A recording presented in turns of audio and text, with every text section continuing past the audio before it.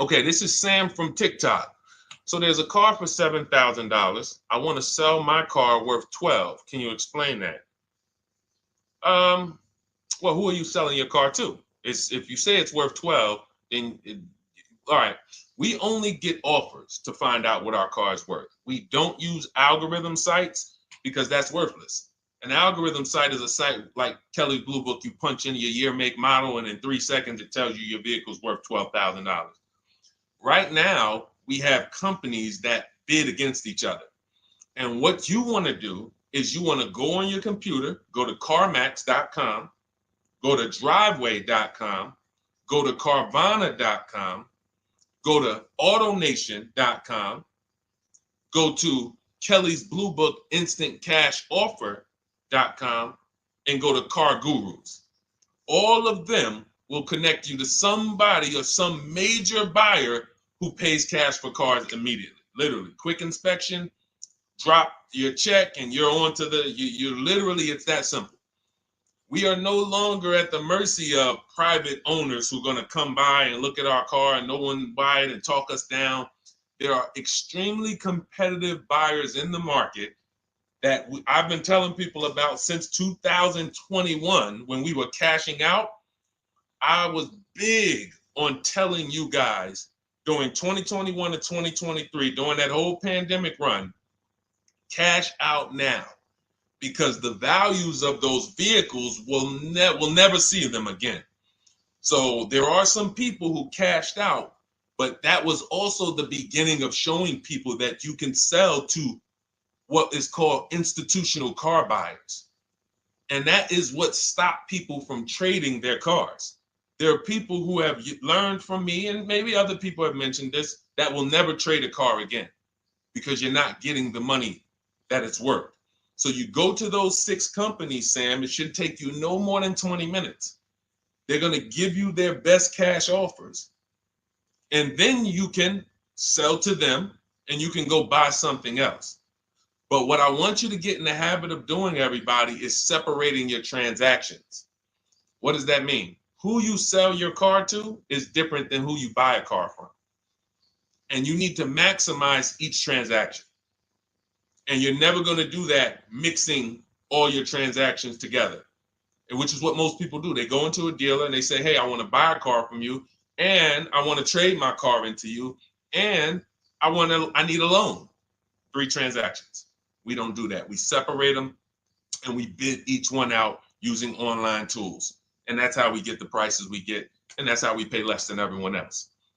Okay. So the biggest thing, first thing is go to those 6 websites: CarMax, Driveway, Carvana, KBB, Instant Cash Offer, AutoNation. And all of you who want to find out what your car is really worth, you go to these 6 websites, get your 6 offers, and then you'll find out what your car is really worth. We do not depend on any dealer to tell us what our car is worth at all.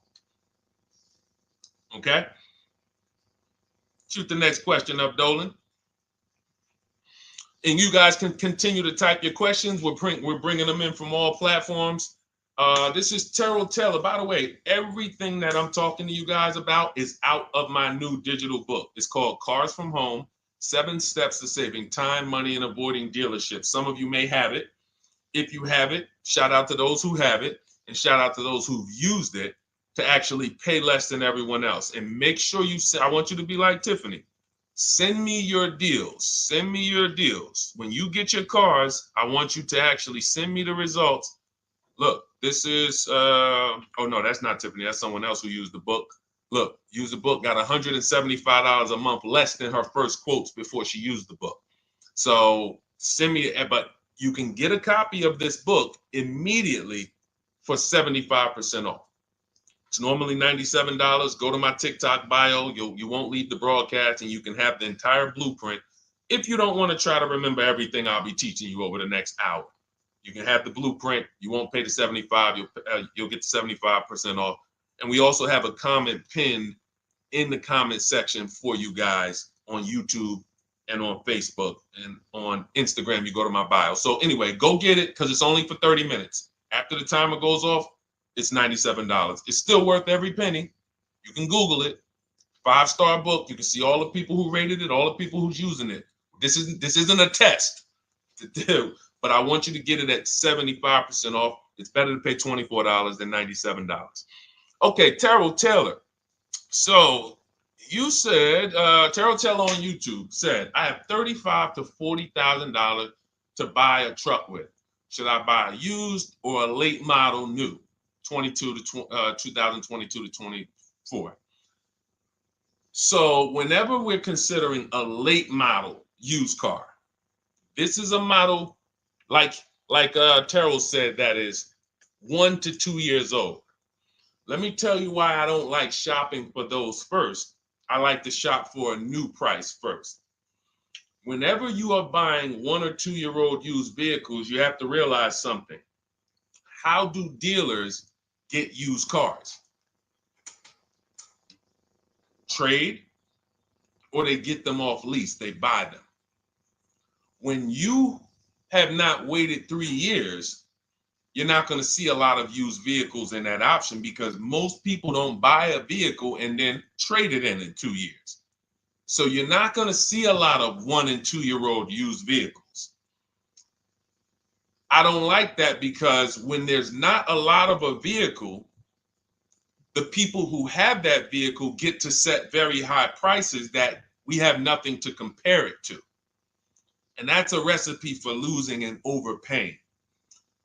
I've had people come to me who are looking like you, and what I say is, I say, okay, shop for a new one first. I'm gonna tell you why. When you shop for a new one first, you get to see what the market value is. So take Sean. I'm showing Sean. Some of you have seen Sean. He got an F-150 Lightning XLT, $73,000 vehicle. Using what we teach and getting bids from home, using the Cars from Home system, he saved $21,000 on a new one. That was his best offer. He got multiple offers because we always get at least 5. So his best offer, he saves $21,000.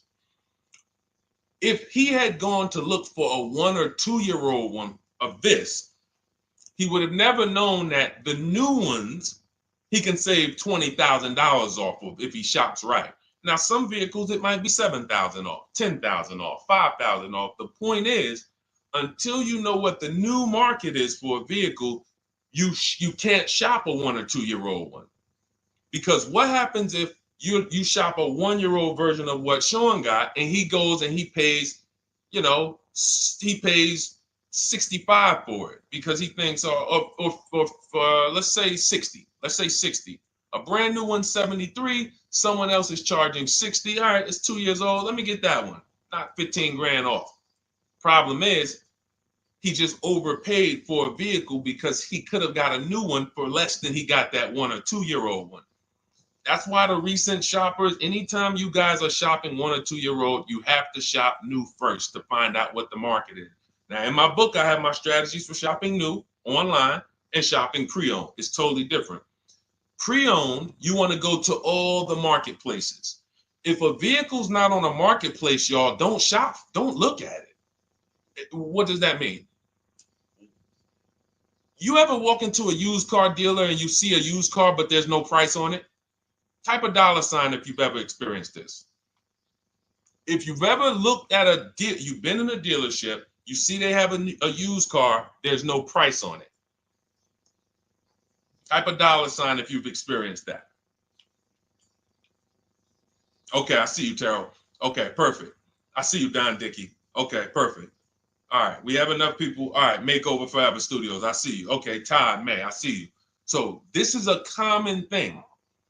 When you go and look at that vehicle, the most dangerous thing to do, I see you, Tony, is to negotiate on a car with no price because they can make the price up.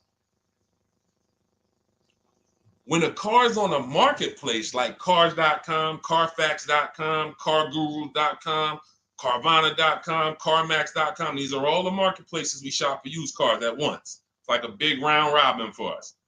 This is how I want you to shop. Now you must be competitive or no one's coming. Now there's some people who try to pull a tactic. They'll list a car for 20. They have no intentions on selling it for 20. But they want you to come in and then they'll charge you more, fees, makeup fees and all of that stuff. That's why we always call beforehand. But we know the power is online. The competition is online.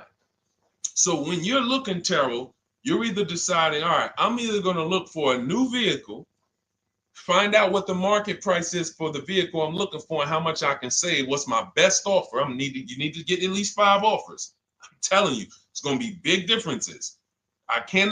You have to prove this to yourself. Call around. If you want to do it manually, you don't have my book, do it manually, call around, speak to sales managers. You are going to see it's going to be a $5,000 to $10,000 difference minimum between all of these dealers' offers, minimum. And so then you want to look at the pre-owned options. Then you look at the pre-owned options. And the pre-owned options will tell you what the market is. And so this is only for you who are looking at recent model cars. If you're not looking at 1 or 2 year old pre-owned, this doesn't matter. But those people have a little bit more budget, and that's okay. That's okay. But when you have a little bit more budget where you can look at a 1 or 2 year old pre-owned car, that means you have a little bit more money to lose if you make a bad decision. So that's what you want to consider, Terrell. Shop for the new ones first, depending on what your budget is, and then look at the pre-owned market and say, all right, where's the pre-owned market? But that 1 or 2 year old, you're not going to have a lot. Until that 3 year cycle comes and dealers can start buying those vehicles back off lease, you're not going to see a lot of vehicles. That's why I don't play in that 1 or 2 year old zone. It's just a dangerous zone to play in. Dealers know, we're the only ones. Hey, we the only one that got this car within 50 miles. Let's charge this for it. And then they depend on someone who doesn't know the market to come in, pay for it, and you can literally overpay by 10, 20 grand and you won't realize it until, a couple years later. Okay, great question though. Great question, Terrell. Go ahead, shoot the next one up, Dolan. Type your questions, y'all. We're going to get through as many as we possibly can in an hour. I see a lot of questions coming in. Let me try to speed it up. All right, this is Abigail from Instagram. How do I shop for cars and take test drives without feeling like I'm wasting their time? I'm nervous. Okay, first thing to realize, Abigail, you're a very considerate person. God bless you for that. You're about to spend 5 figures on a vehicle. Some of you 6 figures.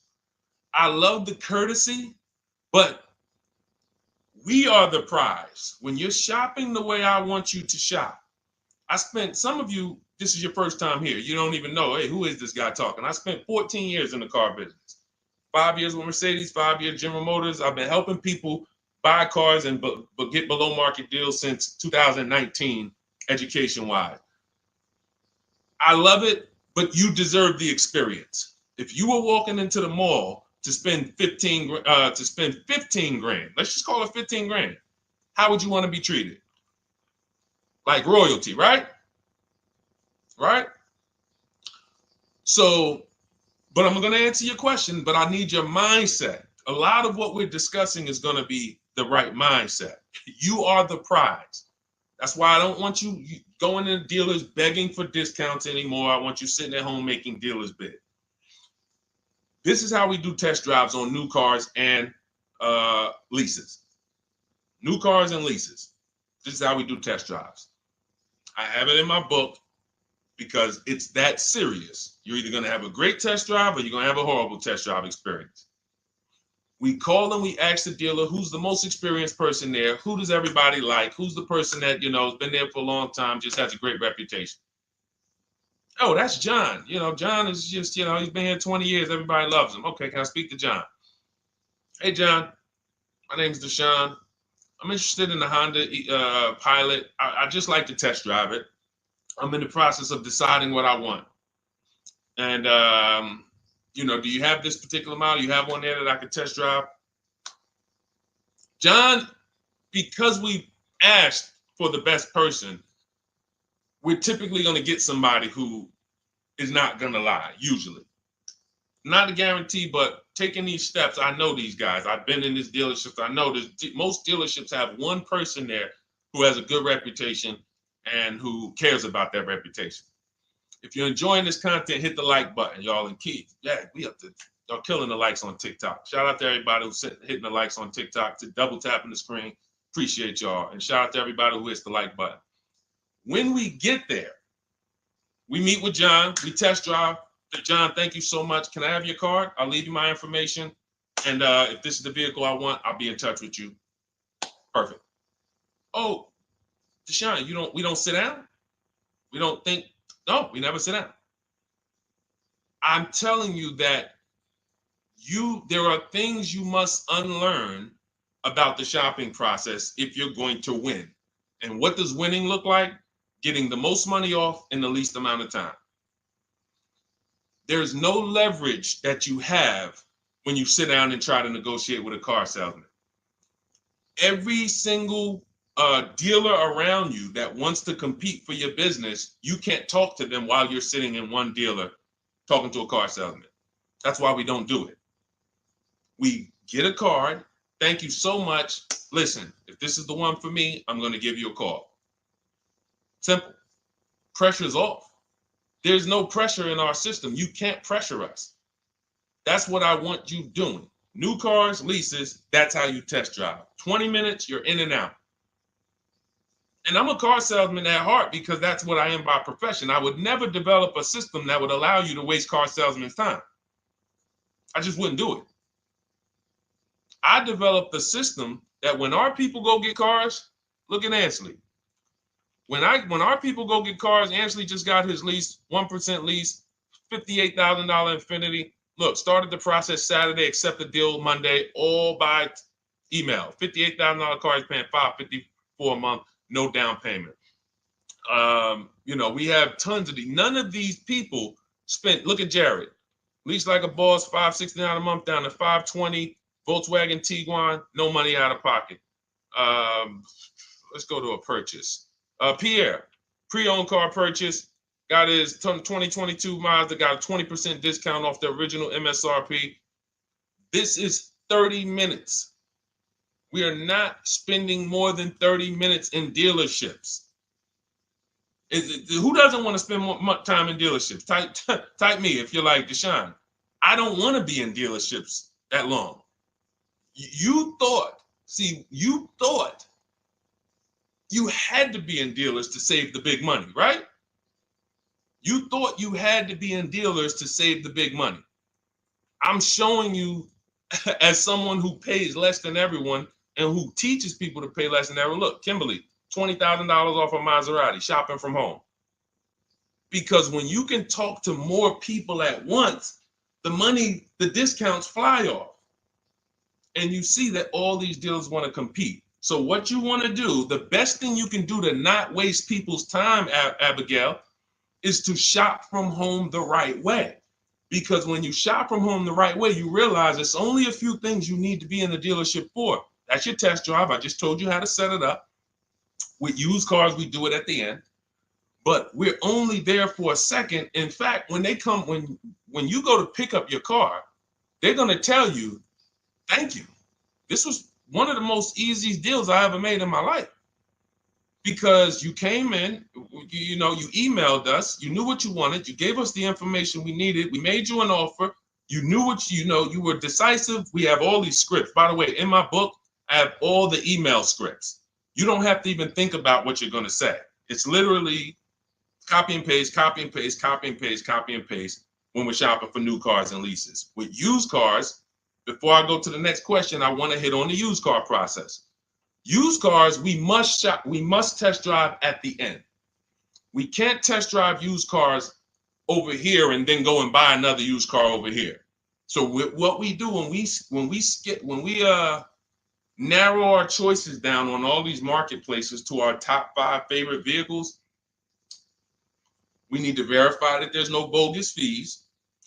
When I was shopping for my Infiniti truck, I narrowed it down to 4 vehicles. But I'm going to tell you something that's the most, who's bought a used car in their life? Type the letter U. I need you guys to program what I'm about to say into your brain cells for the rest of your life. Type the letter U if you bought a used car or if you plan on buying a used car one day. Type the letter U. All right, I see you, Michael. Don Dickey, okay. Terrell, I see you. Glizzy, Tony, okay. Lori, I see you. Victoria. Anybody who plans on this, let me tell you how. Okay, let me tell you how. All right. See, when I'm about to reveal big stuff, I got to kind of see how I want to say it. The marketplaces that we go to look at used cars on, They're never going to tell us what a great price is. And I'm going to tell you why. The only thing that matters, let's say we're looking at 4 white Honda Accords. 4, they're all white. These are the cars we want. We've narrowed it down. We're looking at 4. They all got similar miles, and they're asking price is $20,000. The marketplace is going to tell you what they think a good deal is based on algorithms. Based on all the vehicles listed on the market, this is a good deal. This is a bad deal. Here's what matters. How much was the original price of each vehicle? Why is this the only important thing? Because if we're looking at 4 white Honda Accords, but one of them was $35,000 when it was new, one of them was $39,000 when it was new, has a sport package, some special technology. One was $31,000 when it was new. One was $29,000 when it was new. What's the best value? What's the best value? You see how we clearly just went from, wow, all of these vehicles look the same, similar price, similar asking price.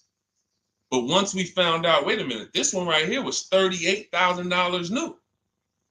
This one here has the cameras in it all around and the self-driving package, and it has the same asking price, or it's maybe $1,000 more. This is what I call the true value discount. The true value discount. And let me tell you why the marketplaces will never tell you this. Because if they advertise the true value discount, someone has to be at the bottom. In other words, when you're looking at Honda Accords, if you could go right to the true value, who's giving me the biggest discount off the original MSRP? That means the car at the bottom, they might be giving you no discount off the MSRP. We saw that during the pandemic.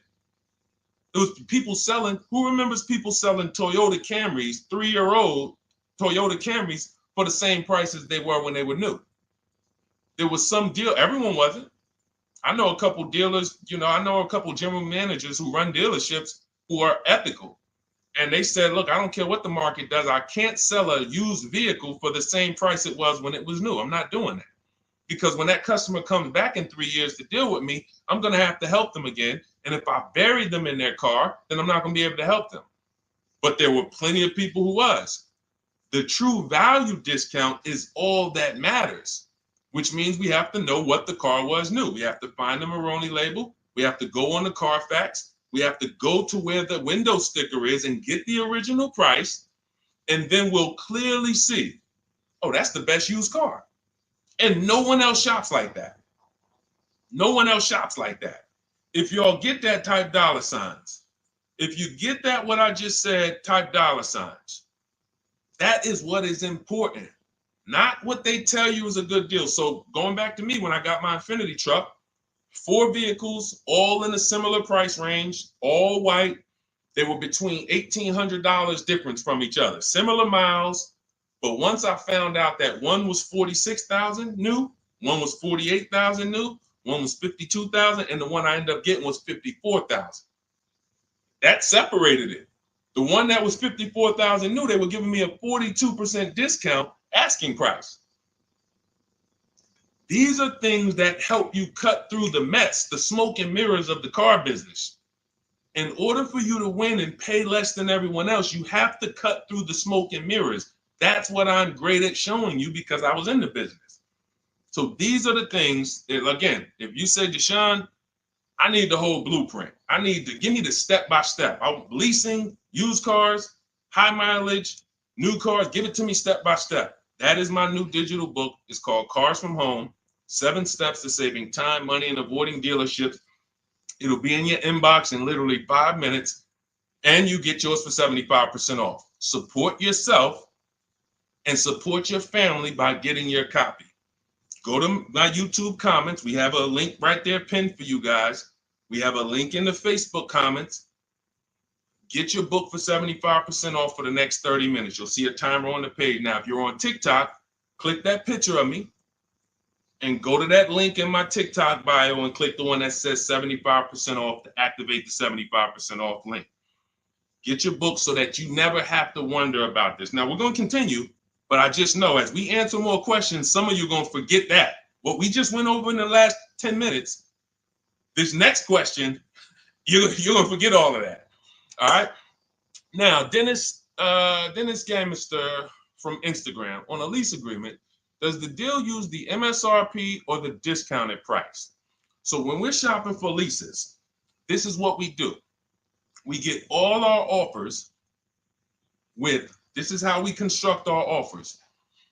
If you've ever looked on these commercials and you saw, well, Deshone, when I look at leases, though, it seems like, one, they limit me on miles. And then I also see that they want a bunch of money up front. You are correct. But they only limit you on miles according to the miles you told them you were going to drive. They don't pick the miles for you. We select the miles. And what ends up happening is people will, because they typically don't know how to shop, they're negotiating. They'll say, all right, well, my payment's $400. That's my budget. I drive more than 10,000 miles a year, but I guess I'll just take the 10. Instead of paying $20 more to get 12, they'll take the 10, and then they'll say something like, if I go over, I'll just buy it. Horrible idea. Absolutely catastrophic idea. Or if I go over, they blame the lease. They literally will get the penalty, get the bill for the 6,000 extra miles that they used, and they're charging them 25 cents a mile now, and say, man, this is why I don't want to lease, because they limit me on my miles. No, they didn't. To save $20 a month, you pick the lower miles. You can customize leases up to 15,000 miles if you want, 18,000 miles. Look at Jen. Jen just got her lease on her Honda. Hold on, where's Jen's lease? She got an 18,000 mile a year lease. Now, the way we shop is 12,000 miles per year, only first month's payment due at signing, and we shop it taxes and fees in the payment. Jen, her best offer on her Honda CR-V hybrid, which is one of the most popular hybrid crossovers in the market, she got $512 a month, 12,000 miles. That's a 1.3 lease. We'll talk about the 1% rule for great lease deals and the 1.5% for overpaying. She gets 1.3. She bumps it up to 18,000 miles per year. But look how much more, y'all. $50. So for $50 more a month, she, instead of driving 12,000 miles, she gets to drive 18,000 miles. And she gets to drive as much as she needs to for $50. Versus her saying, you know, I'm going to take the 12 knowing I don't drive 12, and then I'm going to get penalties and, again, blame the lease. The lease is custom. And the first time I learned about high mileage leases was when I was working at Hyundai. I was a manager at Hyundai for a short period of time. It was a highway dealer. The guy ended up going to jail. It was typical, like, you know, I've worked in some dealers, some phenomenal dealers, but this one was like, if you ever could imagine the prototypical highway scam dealership, I mean, this was it. So I was only there for 6 weeks, but I was a manager, and what I saw was I was taking care of this guy's lease who was just finished with it. He had 72,000 miles on it, and I went out there and I said, wait, you leased this? 72,000 miles? He said, yeah, I always lease now. He said, I used to come in every time I bought a car, my negative equity was ridiculous, $15,000, $10,000. I had to keep writing these big checks. And I just said, you know, let me switch to leasing. A customer taught me about high mileage leasing. That's why when I say car salesmen aren't trained, they're not trained. We learn things by intuitiveness and curiosity, and you know, we're not trained on finance and insurance and leases versus buying, none of that. You know, so anyway, I said, wow. And so I looked at his payment. This guy is only paying like $175 more a month, not even, to drive 25,000 miles a year. So if a normal Hyundai lease was $299, he's paying $450, $475, and he's driving 25,000 miles a year. Boom, drops it off, Boom. No negative equity, none of the trash that most high mileage drivers are dealing with. So when we are shopping for a lease, we have to shop with our template. Whenever you're getting your lease quotes, it's 12,000 miles a year, first month's payment only due at signing, taxes and fees in the payment. Assume tier 1. That's what we blast out. In my book, I have something called the 25 to 5 strategy. We connect with 25 dealers online. You use my email scripts, copy and paste. We're going to get 5 offers. This will take you. You saw Ansley. He said, I started it Saturday. By Monday, I accepted the deal. This doesn't matter. This is a 24, 48-hour turnaround to start getting offers on these vehicles. Now,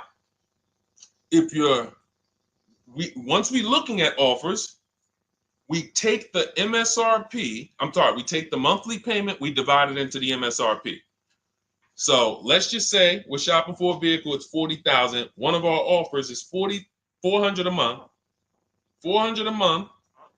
No money due at signing, just $400. We drive off. We divide that into the MSRP, not the selling price, the MSRP. So now we divide that into 40,000. We can see and we multiply by 100. That's a 1% lease. The 1% lease rule has been around for the last 20, 30 years. If you could lease a vehicle and the offers is under 1% of the MSRP, it's a steal. Great value. Because a $40,000 vehicle with no money down to buy would cost probably $800 a month on a 5-year loan. So it's incredible value. It's a steal. You don't have to worry, am I overpaying? Nowhere near. You're still in the vehicle. And we have some people who shop from home using the car. If you're Deshone, do those deals really exist? If you're on YouTube or Facebook, you can see right now. Look, Greg got a 1% lease on his Kia EV6 Win, $527 a month, $56,000 vehicle. Look, Zafrina, $579 a month, $65,000 vehicle. Ansley, you saw Ansley's Infinity. Rosalie's Infinity truck.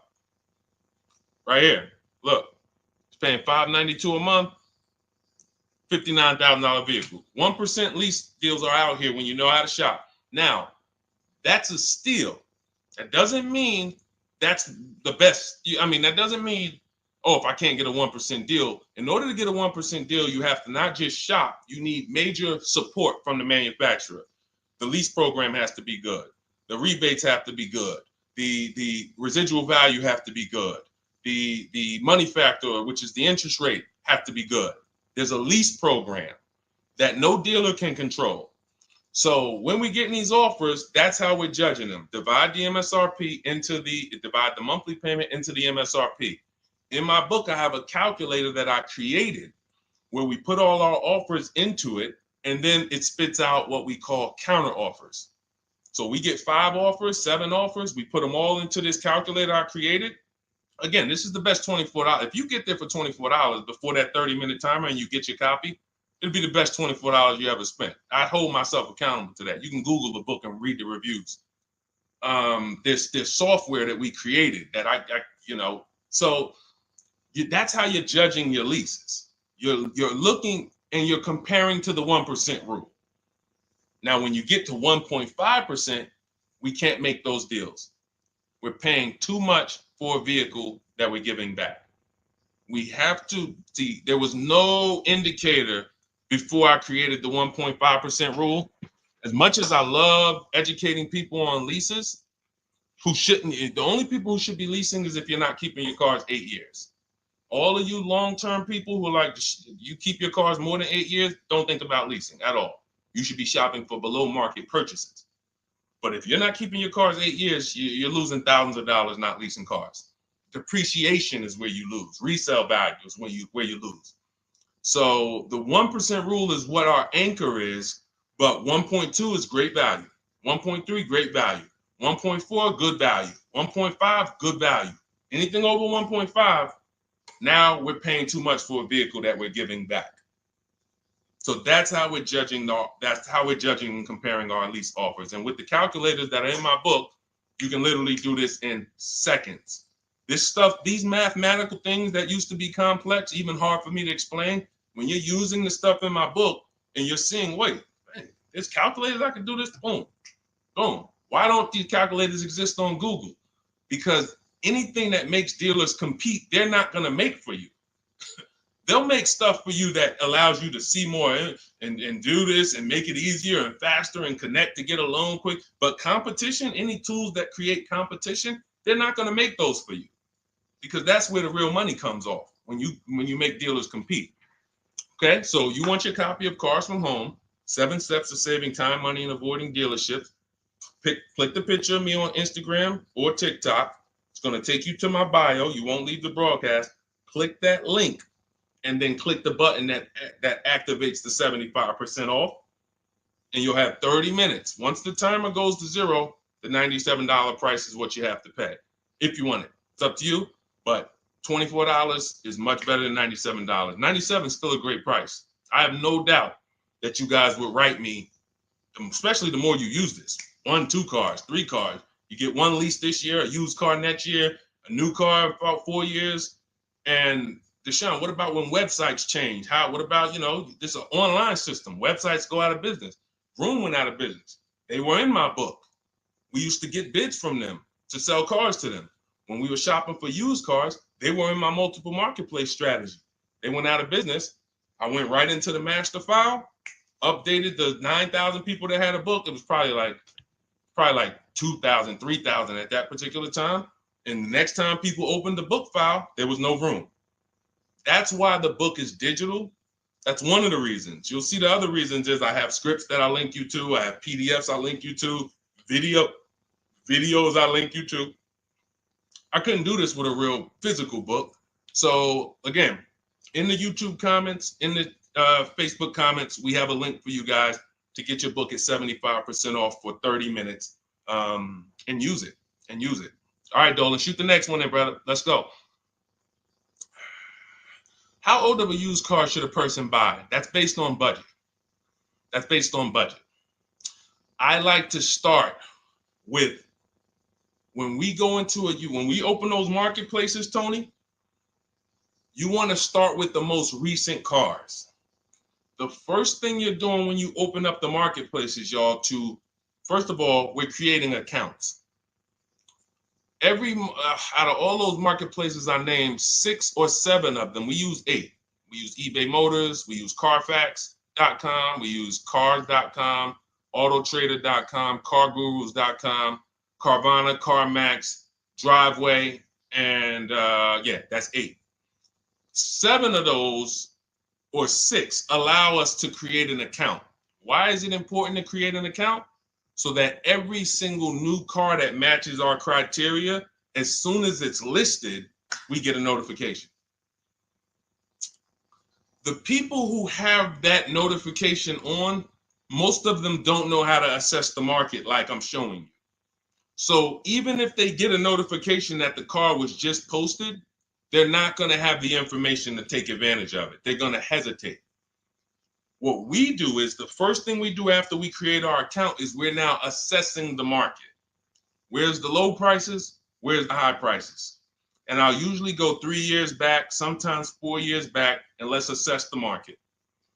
Now, I have another calculator in the, matter of fact, let me show this to you guys. I have another calculator.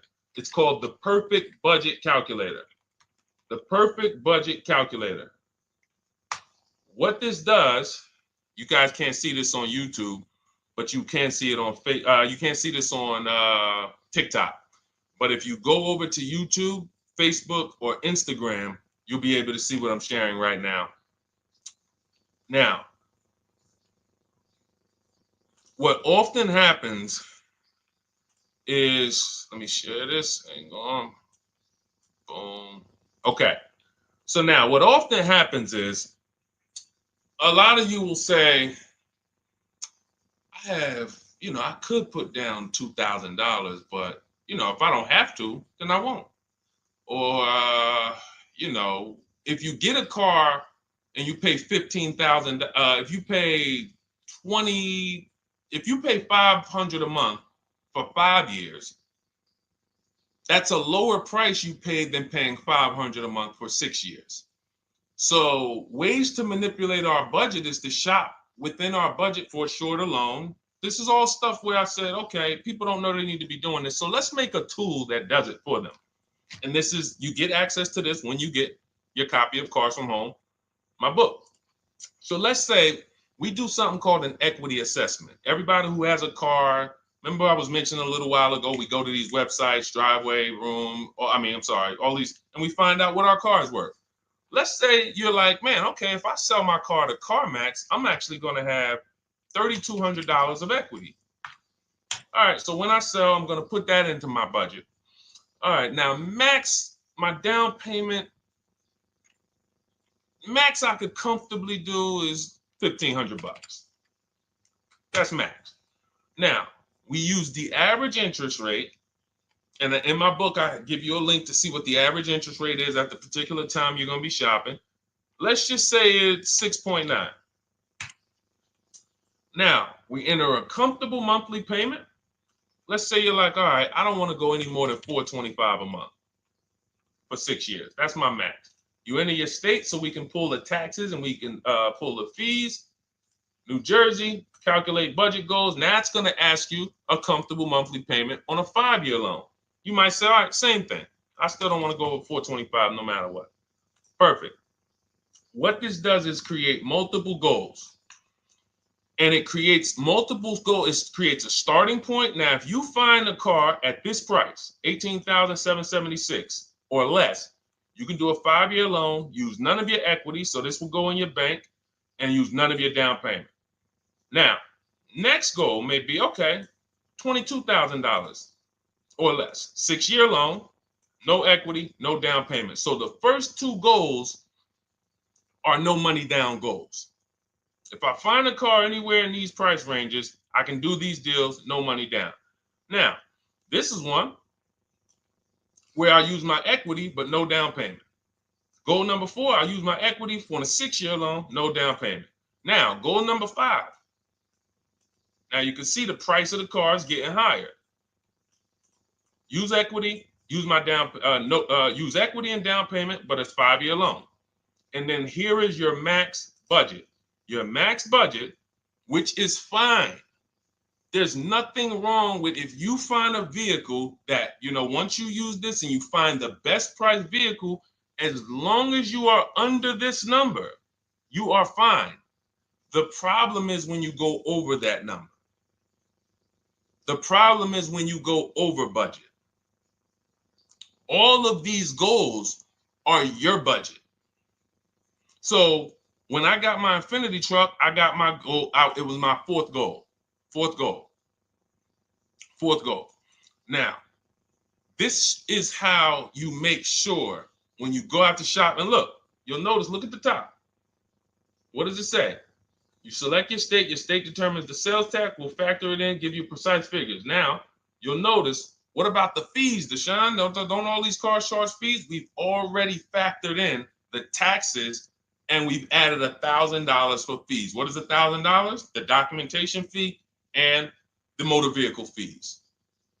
It's all in there. So you can go out and know that's my max budget. I cannot buy a vehicle, make a deal on a vehicle where my purchase price is more than $26,729. That's the perfect budget calculator. So there are certain things that I had to create. No one does them.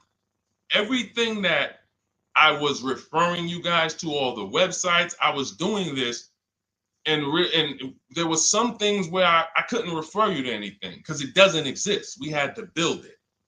So this is how we make sure we are shopping, whether it be for new cars, used cars, below our budget. And that's not how you make, but here's the thing. I need you, before we go to the next question, I need you to understand something. That doesn't make sure you pay below market price. You have to combine this with getting bids, because you can be within your budget and pay over market value. There's 3 types of prices you can pay for a car, whether it's a new car, used car, or lease. Did you pay market value? That's what everyone's paying. Average. Did you pay over market value? Our only deals we make are below market value. And the way that happens is through bidding and creating a marketplace around you where all these people are competing for your business. That is how you combine that with the budget. This will keep you below your budget, but it does not guarantee. If I gave this to you, all of you would be like, this is great. I'm never going to go over my budget again. But it does not, until you combine that with getting bids for whatever you're looking for, you still run the risk of overpaying, even if you're under budget. Okay? Clear? Type $ if y'all clear before we move to the next question. And there's no way for us to do this manually. If there was a way that you could do this manually, trust me, I would have told y'all to saw me make a video about it all day on my social media. There was just no way. We had to build software. And you know, in my book, you guys will have access to at least 5 calculators for counter offers for new cars, true value discounts when you put the new price you put the original new price of the used car deal, whatever used car you're buying, you put the new car price in, and then you put in the asking price, and it tells you the true value discount, perfect budget calculator. We have at least 5 softwares that I've custom built, and you know, to make sure you guys get great value. So again, you know, I didn't want to be the person who said, you know, you guys know, there's plenty of people who be like, man, the value I'm giving you guys, I'm gonna charge $2.99 for the book, whatever. The people who pay, they'll save the money. And the people who pay, there'll be some people, because some people are gonna pay, they just see value. Poor people look at cost. Wealthy people look at value. People who are into financial literacy they don't ask themselves, how much does that cost? They ask themselves, what's the value I'm getting from that? And I could have said, well, you know what? I'm going to help you pay less than everyone on new cars, used cars, leases. We'll do $200, $300 for the book. And I only want to sell it to 1% or 5% of the pie. But at the end of the day, my mission is to help as many people want to be helped. And so that's why I said, okay, $97. But even our welcome offer, you got a chance to get it for $24 if you get there before the 30 minutes is up. Okay? YouTube link, get your copy. And make sure you save the support email, guys. If you see it scrolling across the screen. If, for instance, you don't get your book in 5-10 minutes, it's usually because you typed your email wrong. Reach out to my support team. They'll get you the book immediately. And soon as you pay, go to TikTok. Look, y'all see the links. Go to my bio on YouTube and Instagram. Get your copy. And as soon as you pay your $24, there's going to be a page that says screenshot this page. Right on that page, you can access your book. I want you to have the book immediately, but I also, in case you know, some of you type wrong, big thing, you know, we fat finger stuff. I want you to have the support email so that you can reach out to my team so we can make sure that book is in your inbox so you can use it and start saving money and building confidence. Okay, Dolan, next question, man. Let's keep it rolling. Okay, there's something about Mary on Instagram. I bought a car as is, and in less than a month, motor lock, can I sue for selling me a lemon? I'm not a lemon law attorney, but that is not what a lemon law case is based off of, in my understanding. Lemon law case is based on you buying a vehicle and the same thing continuing to go wrong at least 3 times. You know, that's a general overview of, you know, what the lemon law process is. And if y'all are enjoying the broadcast on TikTok, can y'all just double tap the screen and keep running those likes up? Every time y'all do that, y'all help TikTok bring more people here, and I appreciate it. If you're going to spend some time with us and, you know, every time just you hear something you like and you're like, man, we got to share this. Oh, and shout out to Madhu for sharing. Here's the thing. I made a video about this the other day because a friend of mine got a used vehicle and the transmission went out on him in about a month. So it wasn't the engine. But when you buy a vehicle as is, it's very tough for you to have any recourse, anything that you can do, because you're signing a contract that specifically says as is. It's very tough. What I would do if I was you, because the damage is done. I just find out what it would cost me to put a used engine in the vehicle, rebuilt in a used engine. You know, salvage yard. You need to, and especially if you're buying cars that you're paying cash and you're buying as is cars. These are probably cars that are under 10 grand, 12 grand. You need a mechanic. See, because that's a strategy. There is a great strategy called buying inexpensive cars and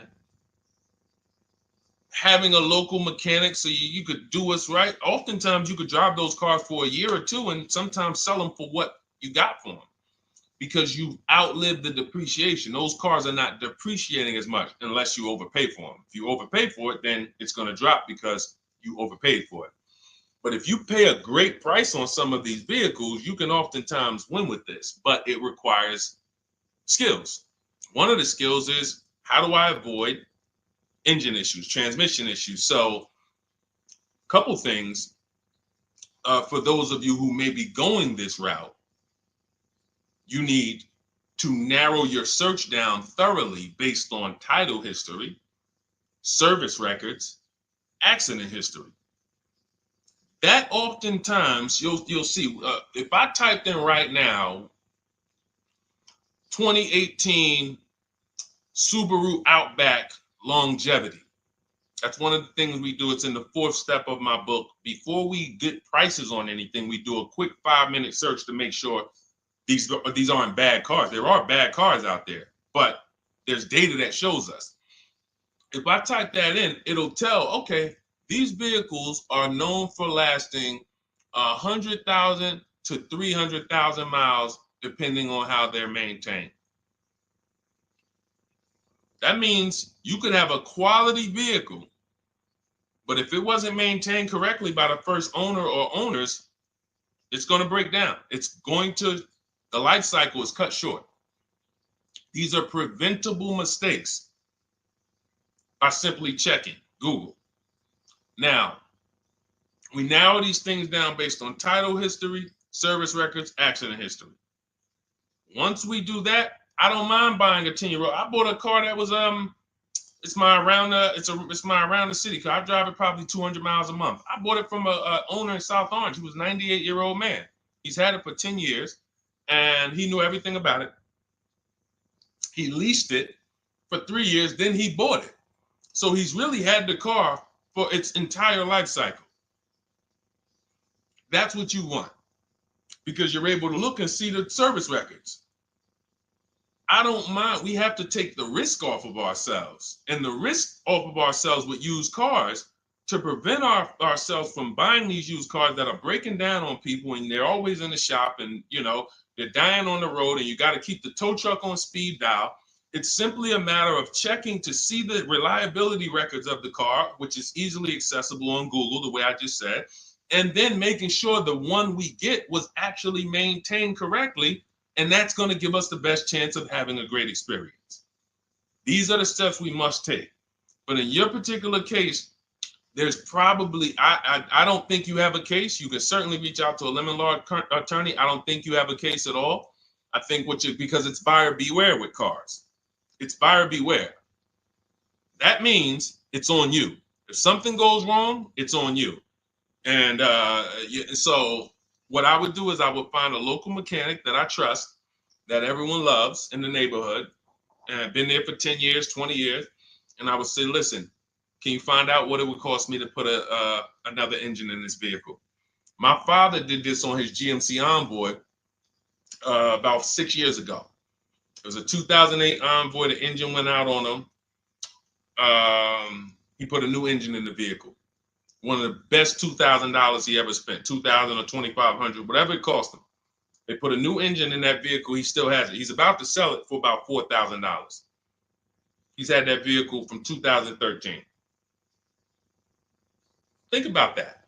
A lot of people, engine goes out, they sell the car. It's worthless now, so they take the loss. Meanwhile, man, let me come up with $2,500, and I still got no car payment for the next 6 years. We don't need to be so quick to go replace our cars. If we follow these strategies, we can actually, I love to see more people doing that.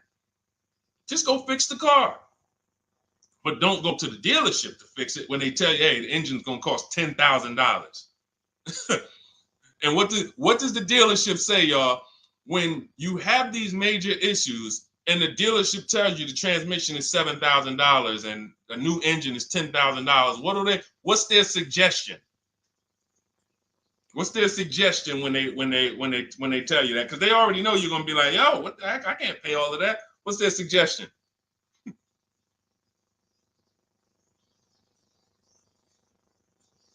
Let's see, let me give y'all some time to type. I just want y'all to know, like, this is how the system works. So I know somebody, look, thank you, Jay June. Trade it in. Thank you. You see how we can, oh, look, NY Anderson, buy a new one. So what they do is, exactly, Victoria, they're going to suggest a new vehicle. So if we know, now watch this, as your vehicle is worthless, you don't have any opportunity to put it on a competitive market to see, well, how much would somebody pay for that? They've already assessed the value and they want to structure your deal, have you take that major loss for that engine. They're going to put the engine in for a lot less than that and they're going to resell it, and now they sold you another car. When you could have just literally went to a mechanic, got a rebuilt or got a used engine, put in that vehicle, cost you $2,500, maybe $2,000, and literally you're on the road for another couple years with no car payment, keeping money in your household versus now I'm in another $400 a month payment. Okay? This is what it's about. And if you're like Deshone, well, I don't want to keep a car that long. We talked about you earlier. You shouldn't be buying cars. Because the keepers on here who keep cars 8 years, 10 years, who has a car they've had in their driveway for more than 8 years? Type the number of years. I want to explain something we're going to help a couple people learn a lesson here about themselves, because they're going to be like, they're going to realize they're not keepers. Look, look, we need to show people, because some people think, oh, I keep my cars a long time. I keep them about 6-7 years. We need to show that that's not a long time in the world of cars and depreciation. So Michael, 15 years. Michael got a car that he's had for 15 years. Let's go. Type the number of years you've had it if it's more than 8. Look, Vancia, 11 years. Let's see. See, a lot of people don't keep their cars. Look, NY Anderson said, I drove my last car 14 years. All right, Connie, 15 years. She has a 2004 Chevrolet. Tony on Facebook, 2006. Now, watch this, y'all. If you ask me, Deshone, what's the way to get the most money out of a vehicle? It's to do what they're doing. Tanaya, 9 years. No, Renata, not less than 8. Not less than 8. We're trying to put you into a different cat. We're trying to help you see the category you should be in. Look, 9 years. Donna, 15 years. What's so important for y'all to see about these people is that they have beat depreciation. And that means whatever their vehicles are worth today, a year from now, they're going to be worth about the same. If their vehicles are worth $4,000 today, a year from now, they'll be able to still sell it for about $4,000. But the thing is, they're trying to get the most money out of it because the cost of replacement is expensive compared to what they're doing. No matter how much they got to pay to keep those vehicles on the road every year, a little couple $100, maintenance, whatever, it's nothing compared to going and getting a new car and bringing hundreds of dollars a month or thousands of dollars in the form of cash out of our household. And everyone's not going to do that. And that's okay. You should not be buying cars. You should be shopping for below market leases. Because again, there's 2 ways to save money. Do what the keepers do. You just saw all the keepers. We shouted out all of them. And the other way is to go in and not tie money up in the vehicles in the first place. When you look at somebody like Danielle, she's driving a $44,000 Audi, 2024 Audi A3. That vehicle is $800 a month to buy, no money down. $800 a month for 5 years, maybe $700 a month for 6 years. She's paying $550 a month. She didn't tie up the money in the first place. That's the name of the game with leasing. Bonita on her Telluride. This is also to show you it doesn't matter what the market does. The market could be up or down. We're going to pay less than everyone. This is Bonita. She got a Kia Telluride during the pandemic when everybody was paying ridiculous prices. That's why I show her 2022. Look at the date. She said, I'm driving my dream vehicle, $600 a month. People were leasing. And I know if somebody watching this and they're like, if you leased a Kia Telluride during the pandemic, you are not paying what she's paying with no money down. I know it. I know it. People were DMing me, Deshone, I want a Telluride. They want $900 a month for them. I know people weren't paying $600 a month, but she came in, used our bidding system, used the same strategies you're going to have access to in my digital book. She got $600 a month from home without being in a dealership. Her dream vehicle. This is how you win. You're either going to not tie up your money in vehicles, you're going to drive new vehicles that don't have problems because they're always under warranty and you're paying cents on the dollar compared to people purchasing, or you're going to be a keeper like Michael and like Donna and like the people who said, okay, I'm keeping my vehicle this long. That's why in my book, it's 7 steps. But the first step is to ask yourself how many years you're keeping your next vehicle. That is the first question I would ask you if you and I were shopping together. My first question to you would be, Michael, how many years you want to keep the next vehicle? 8 or more or less than that? If you said to me, Deshone, I'm going to keep it at least 8. All right, let's go for the purchase. New or used, depending on budget, but we're purchasing. We need to find a below market purchase. If you said, Deshone, I'm 6 years max. I can't see myself keeping a car more than 6 years. All right, we're going to shop for a below market lease.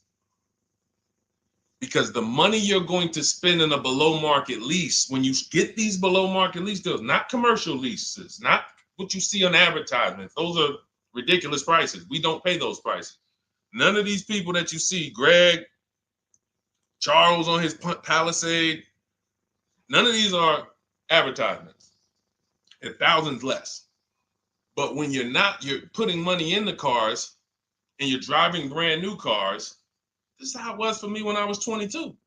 This started for me at 22. I was working for Pontiac and I leased a brand new Pontiac G6. It was $256 a month. $256 a month. It was like a $21,000 vehicle. Same time, I had a friend of mine. She got a I don't want to say it because she might be watching this, and this is no shot at her. I didn't understand enough to teach her back then because I was new in the business. She went and she bought, let's call it a Honda Civic.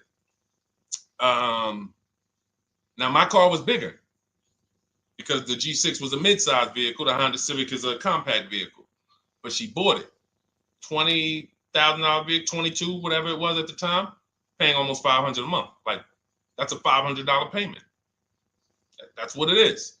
So my young household, I got a newborn daughter. I got a new car I'm paying $256 a month for. Same time, it's got families around me there in their 20s, but they're paying $500 a month. This is what showed me, wait, something's going on. And I never stopped.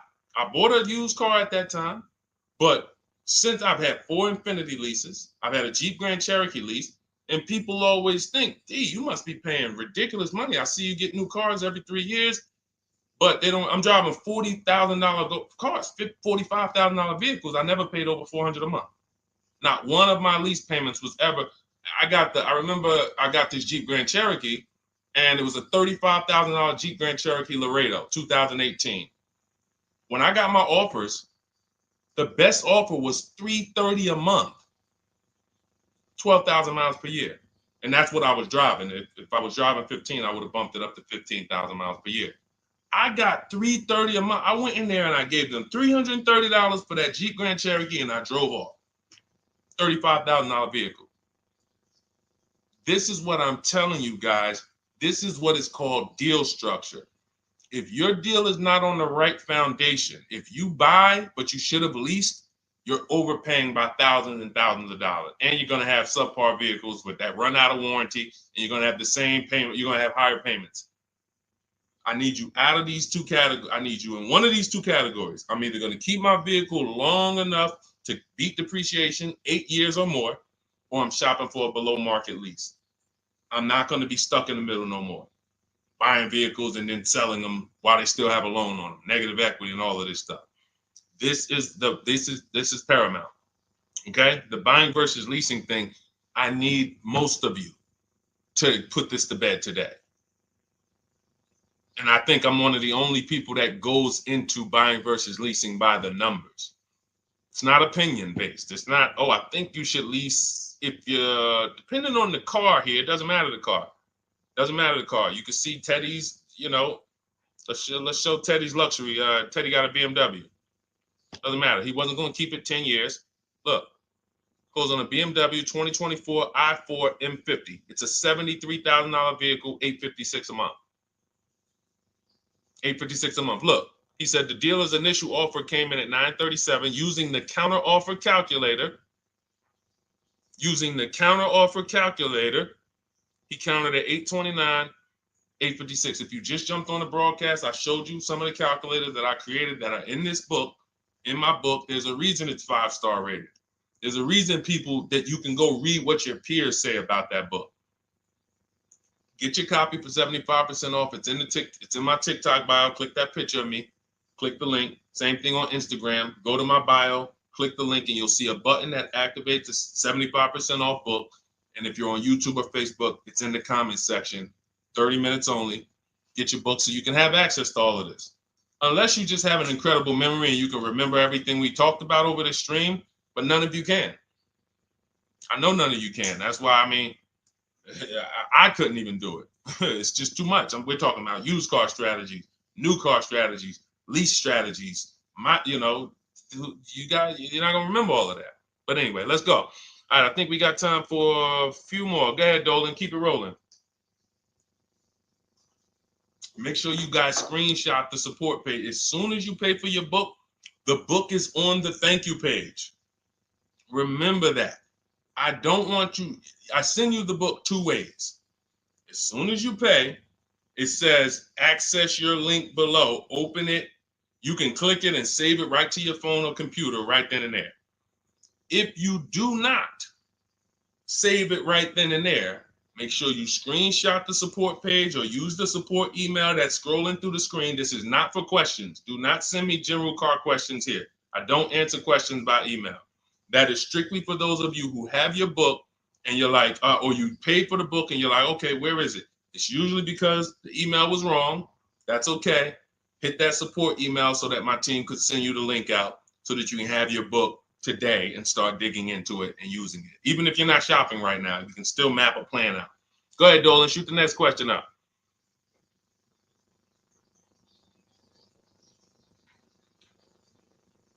All right, this is Victoria from TikTok. Any tips for how I can get the highest trade-in value for my existing vehicle? Of course, bids.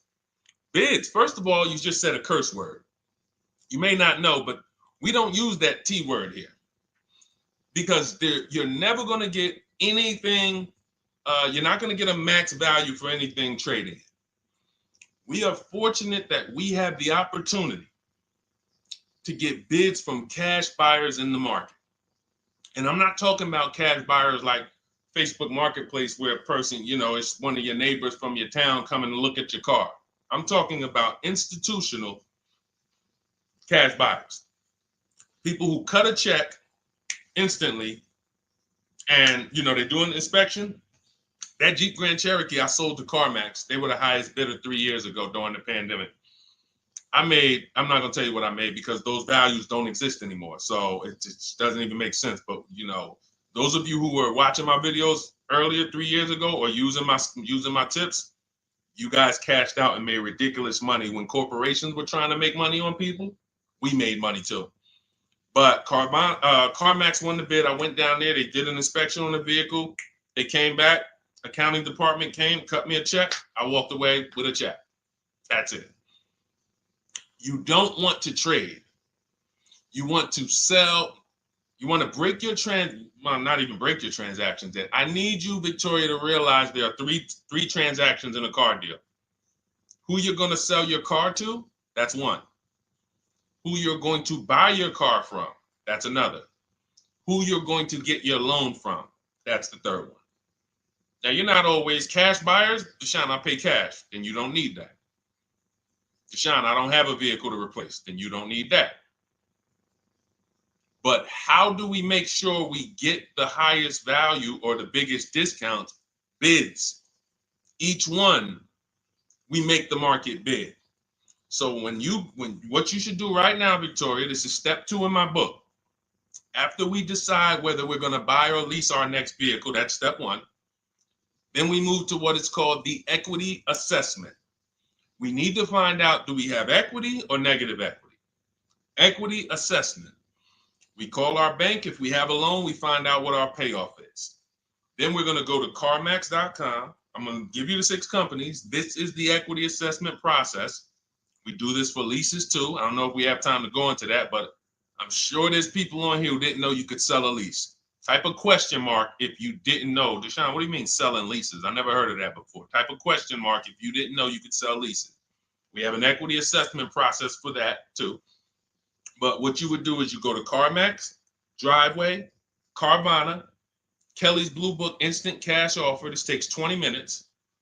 Auto Nation, Sell My Car, and Car Gurus, Sell My Car. Car Gurus, Auto Nation, Kelly's Blue Book Instant Cash Offer, Driveway, Carvana, CarMax. 6 offers in 20 minutes. That's bids. See, everything we do is a bid. That's how we have peace of mind. We don't negotiate. We make people negotiate with each other. There's 2 schools of thought. I want to remodel my kitchen. I want to remodel my whole kitchen. I go in and I have 5 people come out to give me a quote. One of them comes in and I start negotiating with them. Hey, you got to take less. Yeah, you got to take less. You got to take less. I don't know if it's a good price or not. But when I come in, the first person comes in, I say, hey, okay, great. Is this your best offer? I'm having a couple other people come by. Oh, okay. Okay, thanks a lot. Next offer? Oh, next offer? Oh, well, listen, look, I could beat that. Oh, I'll give you another 5,000 off. They're competing against each other. When someone knows you are shopping their competition, you're making them compete with each other. They're negotiating with each other, not with you. That's a bar. Type of exclamation point if you got that. When people know you're making them compete with their competition, they're negotiating with their competition, not with you. That's the power of bidding. That's why we got grandmothers and single mothers that can come in and do this. That's why we got people who can come in and do this. You know, how are people getting these prices? Not negotiating, because they're making people negotiate with each other to earn their business. They're making banks negotiate with each other to earn their business. It's a beautiful thing. Banks and dealerships depend on you not making them compete. They want to negotiate with you and try to make you imagine and make you think, well, that's the bottom. That's the bottom. And you think that's the bottom, but that's only their bottom. Their competition's bottom is different. Their competition's best interest rate is different. Their competition's best discount is different. And why is what we do so easy? Because we're right here in our houses. That's why our entire system, our company, my book, our mindset is called Cars from Home. Cars from Home. It encompasses everything we do. Cars from Home. So that's what you do, Victoria. First thing you do is you go to those 6 websites, get your 6 cash offers, and that's going to be higher than any dealer you would ever consider trading the car to. Guaranteed. And this also allows us to eliminate the fake emails we get. All of this stuff is computer generated. I know you guys get these emails. Hey, Deuce, great news. We need your 2016 Kia Optima. We have a customer looking for it. We'll pay you $2,000 over MSRP. Who's gotten those emails? We'll pay you $2,000 over Kelly's Blue Book. Who's gotten those emails? Deuce, the list is CarMax, Carvana, KBB Instant Cash Offer, Driveway, Auto Nation, and Car Gurus. Car Gurus. That's step 2 in my book, the equity assessment process. This is stuff we do before we start shopping. Decide whether we buy or lease is step 1. That's going to put our deal on the right foundation. Step 2 is the equity assessment. Everything we do is a path. It's a clear, easy path. Okay, so yeah, I forgot the question that I just asked, but let's go. I could already tell. See, I could tell when I'm winding down because y'all could tell stuff will start blurring to me. That's why I'm like, see, and if that happens to me, I know it happens to you. Like that's why I'm like, listen, grab your copy of Cars from Home. It's a digital book. You'll have it in your inbox in minutes. It has it's continued updates. I probably updated that book 5 times since we originally launched it. Added calculators to it. Those weren't in it originally. I've added the calculators. I'm committed to making stuff better without being like imagine this. Oh, well, you bought volume 1 of Cars from Home, but I just put a new tool in, guys. Now you're going to get volume 2. And now every time a website changes, you got to get volume 2 and volume 3. And 5 years from now, you're getting volume 9 each time. It's like, no, literally one-time cost. And I can't tell you if that'll be around forever. I can't tell you that. I can't tell you 3 years from now, I'm going to be giving free updates of the book. I don't know. But I know today, that's what it is. Everyone who gets their book, you get free updates as I update the book. Because there's value in that. There's value. I could send an email out to people every 3 years and ask them, hey, did you enjoy the book? They're going to say, hey, yeah. Well, here's the thing. My new version is this. There's value in that. It could just be $24. They're already a believer. Someone who used the book's already a believer. So they'd be like, yo, the new version, oh, I'm about to shop again. $24. I'll pay it again. It's the best money I ever spent. But for now, I'm not doing that. Those of you who have the book, you will get free updates, and we'll keep you on the list to make sure you always get free updates of the book. So your link for 75% off is in the YouTube comments. It's only good for 30 minutes. It's in the Facebook comments, and it's in my Instagram and TikTok bios. Click those links in my bio. Click the button that says 75% off my new book. Get there before the $97, before it goes back up to $97. And make sure you save the support email, guys. Screenshot the support email. It's scrolling across the bottom of the screen. If that book is not in your inbox in 5 minutes, I want you to email my support team. Make sure you check your spam. And I also want you to, as soon as you purchase, you'll see, I say, hey, access your book below. So there's a link where you can click, open it up, get your book immediately if you want to download it, but I also email you a copy. But make sure you save the support email just in case. And again, that email is not for questions. Okay, it's not for car shopping questions, nothing like that. That's only to make sure you get your book. Okay, so great. Listen, great job. We've been on here about 1 hour and 20 minutes. Great questions. You guys know I like to go into detail in these questions. I would love to be able to get through 100 questions in 1.5 hours, but that's just not the way it works. We're not talking about buying, $100 items here. If we were talking about house buying, we'd have to go into detail. These are major items. This is the most expensive item y'all are going to buy behind your house. Think about that.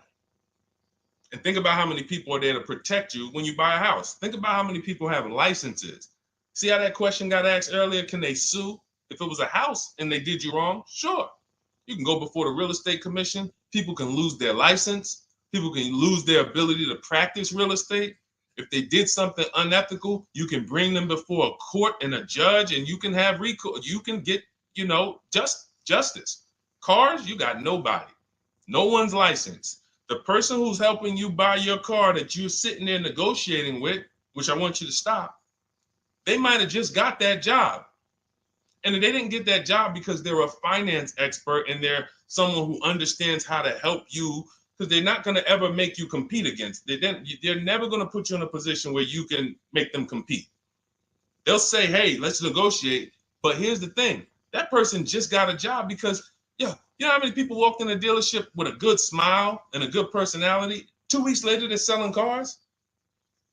These are the people that are helping you. They're not licensed. They didn't go through school. They didn't go through ethics training. They didn't go through any of this stuff that realtors and brokers have to go through to help you buy houses. So when you get your car, it is on you. That's why you want me working with you. You want my blueprint. You're not by yourself. You're watching my videos. Once you get my book, you can stop watching my social media videos. I don't want you watching my social media videos if you have my book. It's just going to confuse you, because what my social media videos do is warn you what not to do. That's what my social media videos do. Don't do this. The worst thing you could do is this. The worst thing you could do is this. Don't do this. My book is teaching you what to do. It's telling you what to do. It's not an education book. It's a do this first. Step 1, do this, do this, do this. Step 7, hey, congratulations. We're taking delivery. We're not focused on that. So once you get my book, you don't have to watch my social media videos ever again. And I want to say that because a lot of people will get the book and still be watching them and trying to piece it together. You got my blueprint. You don't need those videos anymore. Okay? So always a pleasure, y'all. God bless you. To those of you who have your book, make sure you email me when you pick up your cars, send me all the details. Deshone, check this out. This is what I got. This is what I paid, so that we can bring you guys into the stream and continue to tell everybody about you. So about the results. All right. God bless y'all. I will see y'all on the next stream. Always a pleasure.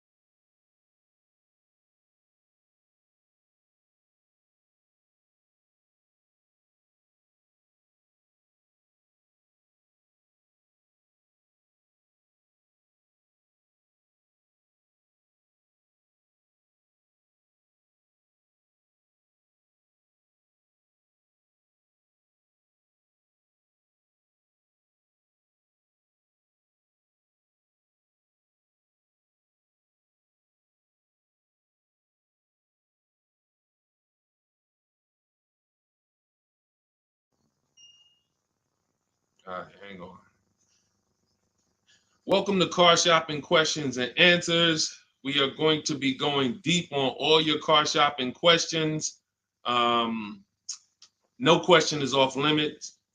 And if you don't know me, my name is Deshone the Auto Advisor. We're already up and running on TikTok. We got our first couple questions about to come in, but I need to get back on Facebook because we have to start Facebook, YouTube, and Instagram at the same time, or it's not going to work. So let me it's all good. Stay right there. And I want you guys to start typing your questions. We'll be here for a powerful hour, and I'm just going to go through as many questions as I can in an hour.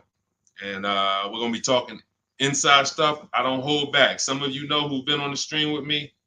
I do not hold back when it comes to questions and what we do here. So let's just go on Facebook. All right. Hang on. Let me throw the link up. Perfect. Yeah. All right. Okay. We're good to go. Dolan, you can bring the first question in. And let me give a new. Welcome, Facebook. We're on 4 platforms right now going live for car shopping questions and answers. Type your questions in below, and we're going to make sure we get to them. All right. It's not easy getting 4 platforms live at the same time. And we have 2 TikTok channels that we're live on at the same time. So everything we'll be talking about is out of my new digital book, Cars from Home, 7 Steps to Saving Time, Money, and Avoiding Dealerships. I have a special link for you to get a copy at 75% off in my TikTok bio, in my Instagram bio, or in the YouTube or Facebook comments for the next 30 minutes. Let's rock and roll. All right. First question comes from Scott on TikTok. I'm trying to buy a new pickup truck in New Jersey. Not sure how to do it. Well, the first thing we want to do is decide whether we're going to buy or lease. If you're keeping this truck longer than 8 years, then you should be buying. Once you decide whether you're going to buy or lease, and that's how you're going to avoid depreciation. Like you could save a ton of money on this truck, but if you trade that truck in 3 years, 4 years, you're going to lose a lot and you're going to just be buried because you're losing too much over the first 5 to 7 years of the truck's life cycle. So if you're like Deshone, I'm keeping it more than 8 years, no need for me to think about leasing, all good. Now we're going to move to what we call the equity assessment. Do you have any vehicle that you own right now that you need to replace? Because there's a word that we don't use here. Some of you know who've been on the stream with us for a while. What's the word we do not use? Starts with a T. There's a word here. See, so, and I'm moving you through this process. So Scott, I want you to see this is a process. It's not we don't wing it here. So there's a word we don't use. You already decide whether you're going to buy or lease.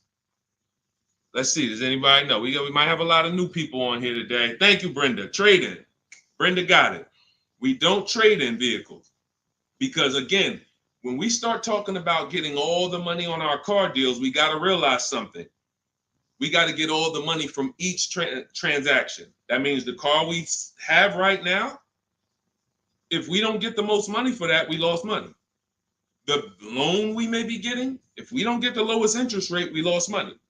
And the car we're buying, if we don't get the best price, we lost money. So what we do is the equity assessment. Let me know if you have a vehicle you're going to be replacing. We would make sure we go online, we go to bidders, and we find out the highest bid we can get on our vehicles. Takes us 20 minutes. 6 major websites: CarMax, Driveway, Carvana, Kelly's Blue Book, Instant Cash Offer, Car Gurus, and AutoNation. These are people who are fighting tooth and nail every day to buy cars. So we get bids from them. Now, let's move in. Let's say you don't have a car to replace. Now what do? Well, let's look at how we're going to pay for this truck. Are we going to, let me turn on airplane mode to make sure I don't get any interruptions. All right, how are we going to pay for this truck? Are we going to buy it cash, or are we getting a loan? So if we're getting a loan, then we need to see, are there any special interest rates on this truck we're looking at? If there's 0%, if there's 1.99%, that eliminates us from needing to shop for a loan. That's called a subvented interest rate. No one's beating it. So when you guys see like Honda, if a vehicle you're shopping for has a 2.99% interest rate, 1.99, that eliminates us shopping. But there's one parameter we must look at in the fine print. What's the term? Is it for 3 years? Is it for 5 years? If they give us 0% for 3 years, a lot of people can't afford that payment. Interest is great. There's no interest. It's free money. But you got to be able to afford the payment based on the term. Then we move into looking at, is this a quality truck? It's a very important step. Let me tell you what happened. People used to buy Range Rover. When I worked at Mercedes, we had a Range Rover dealer right next door. People come and get a great deal on a Range Rover, come in, feel like, okay, I won. That truck's in the shop every 90 days. Every 3 months. Lights going off, it's on a flatbed. We had people going in that dealership, literally. Maserati had a couple models, same thing. But there are domestic models too. There are import models. There are Japanese models too that have issues. So what we do is we do a quick search, takes us 5 minutes. Nothing that I'm talking about takes more than a couple minutes. In fact, our entire process to buy cars that I teach, my 7-step system, is 90 minutes to 2 hours. You can get the best, you can get below market deals on any vehicle in no more than 2 hours. So, but we can't get a below market deal and then find out we bought a bad vehicle. That means we lost. So whatever truck you're looking at, you would type that truck into Google and you would type, for example, 2024 Chevy Silverado, and you would type in initial quality. Initial quality, guys, is going to tell us what the data says about the vehicle in its first 90 days. That's initial quality reports. That means when people get it, all the owners, the thousands of owners that are buying this vehicle, what are they saying in the first 90 days? Are they saying the electric, are they saying it's hard to manage? It's too complex? There's issues. Initial quality we look at and we skim Google to see if we see any red flag articles. Then we switch initial quality to reliability. Reliability is what are people saying the first 3 years? Does this vehicle have a history in the first 3 years of having issues? Maserati owners who was buying these Ghiblis and buying things back in the day, the Quattroportes that were having issues, they would have saw that. And they would have made a decision not to buy those vehicles. These things, this 5-minute exercise prevents you from nightmare ownership experiences. Paying less than everyone is one part of this deal, guys, of what I want you to get. That's one part of it. Getting a quality vehicle is the other side. And you can't have one without the other. Great price, not a quality vehicle, we lost. Quality vehicle, we paid market value or above market value, we lost. So we need to get both. So then once we find out, okay, the vehicle I'm looking for, it has great marks, there's no red flags, now we move into getting offers. And very simple, we get offers right from home. That's why everything I teach is called Cars from Home. Cars from Home. It's a mindset and it's also a process. We sit down here and we contact dealers online. I have something in my book called the 25 to 5 strategy. That means we're connecting with 25 dealers in 20 minutes and we're going to get 5 offers. It is important that you must get 5 offers because 4 of them are going to be overpriced. I can guarantee you that. Right now I've worked with 2,200 people personally around the country, and we have about 9,000, approaching 10,000 people that have my digital book Cars from Home in their hand in the last 4 months. So when we look at the data, not to mention I shop myself, you know what I'm saying? I've used this.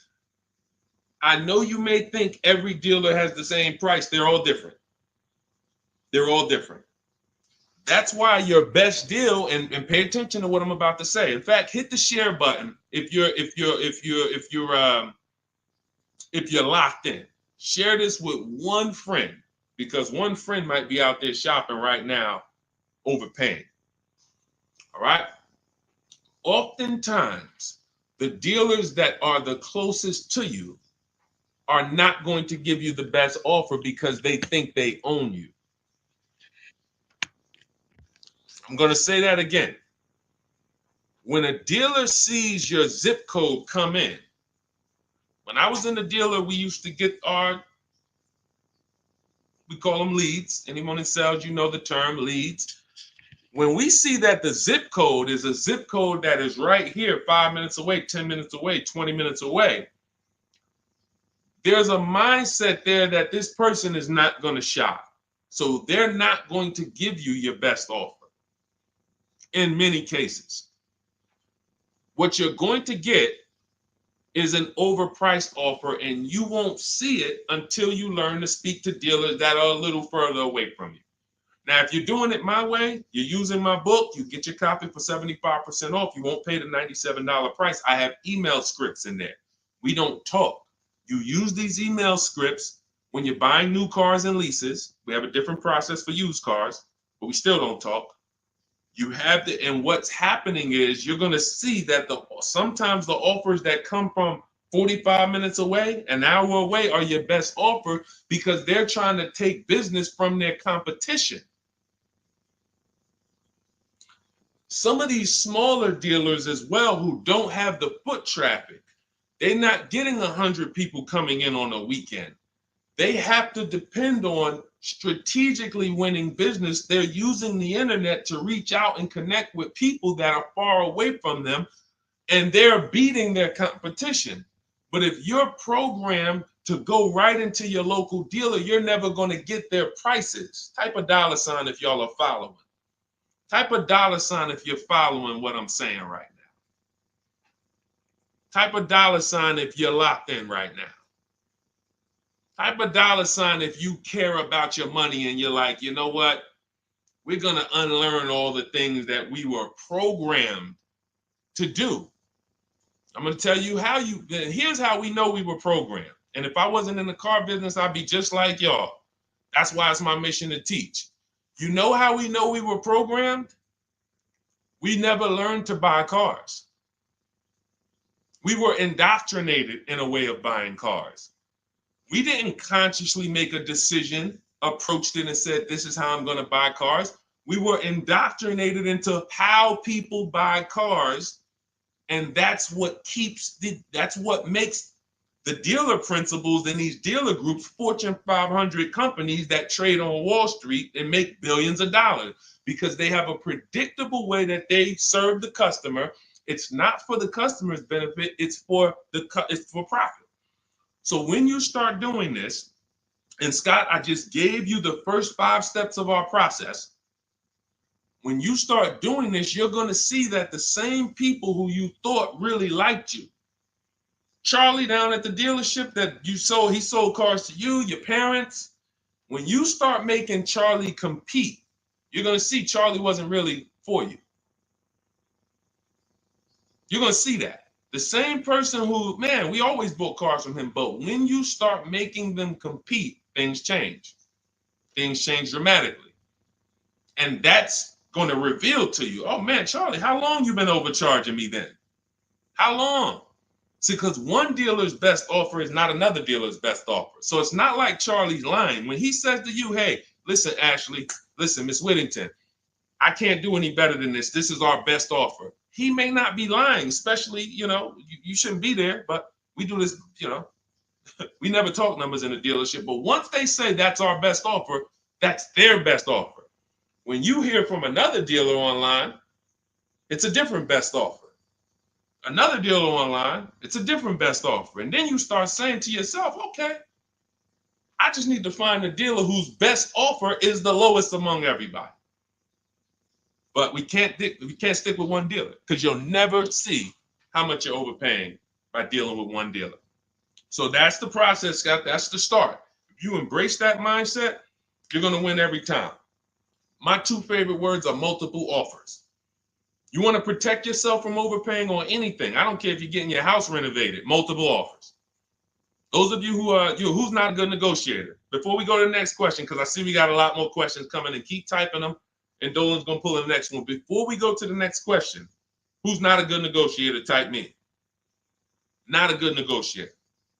I know we got some negotiators on here. We got a good amount of people, but who's not? You just don't like it. You're either not good at it. You don't like confrontation. It's just not your thing. Who'll be honest and let us know. It's not your thing. Okay, I see you, Brenda. Okay. All right. I see you, Tony. Okay. I see you. Let's go. Okay, we got a bunch of negotiators. Okay, I see you, Michelle. Okay, they're coming in now. Okay. Multiple offers is, you never have to be a great negotiator. If you embrace multiple offers, you never need to be a great negotiator, because what happens when you start getting multiple offers, you're not negotiating with the person trying to sell you something. You're making them negotiate with the other people trying to sell you stuff. Big difference. When you negotiate one-to-one, you're negotiating with a person. When you make other people get bids and you get multiple offers, now those people are negotiating with each other to win your business. That's how we have deals. That's how we have people like Danielle here, who she got her Audi. She's paying a ridiculously low payment, $550 a month, $44,000 vehicle, no money down. That's how somebody like Sean saves 20 grand off of his F-150 Lightning here. Wrote me in. Now pay attention. Pay attention to what I'm about to tell you about Sean's deal. What's so important is he saved 20 grand, 21,000 off his new F-150 Lightning. But here's the big thing. When I asked him about the deal, I want to find his post. He said to me, no other dealer, I want you to see this. He has shopped locally. Where are we? I think this is it. Okay, hang on. Okay, I'll tell you what he said. He had to go 150 miles out to get that deal. He had to go 150 miles out to get that deal. So what you're going to see from most people who learn from me, and you'll be this way too, you're driving an hour to pick up your vehicle, but it's a great drive because you know the money you saved. You don't mind driving an hour to pick up your new vehicle when you know that I'm saving $5,000 on this hour-long trip. All those other dealers close to me that felt like they owe me, none of them wanted to make me this offer. But this one deal over here, He's beating them by $5,000. I remember this young lady in California. She was buying a Volvo, and she had to fly. She called me. She said, Southern California dealer made me the best offer. They beat my highest offer in Northern California by $4,000. All the offers I got, the best one in Northern California, this dealer in Southern California beat it by $4,000. I said, so what you gonna do? She said, I just got the plane ticket. It was $70. I said, that's what I would have did. So we have to go to where we're saving the money, y'all. This is a one-time thing. You buy your vehicle from who's making you the best offer. You service your vehicle from where it's most convenient. Two big differences. All right, go ahead, Dolan. Shoot the next one up. Everyone who just jumped on, this entire stream is sponsored by my new digital book. It's called Cars from Home, 7 Steps to Saving Time, Money, and Avoiding Dealerships. It's already 5-star rated. You can Google it. For the next 30 minutes, you can get your copy for 75% off.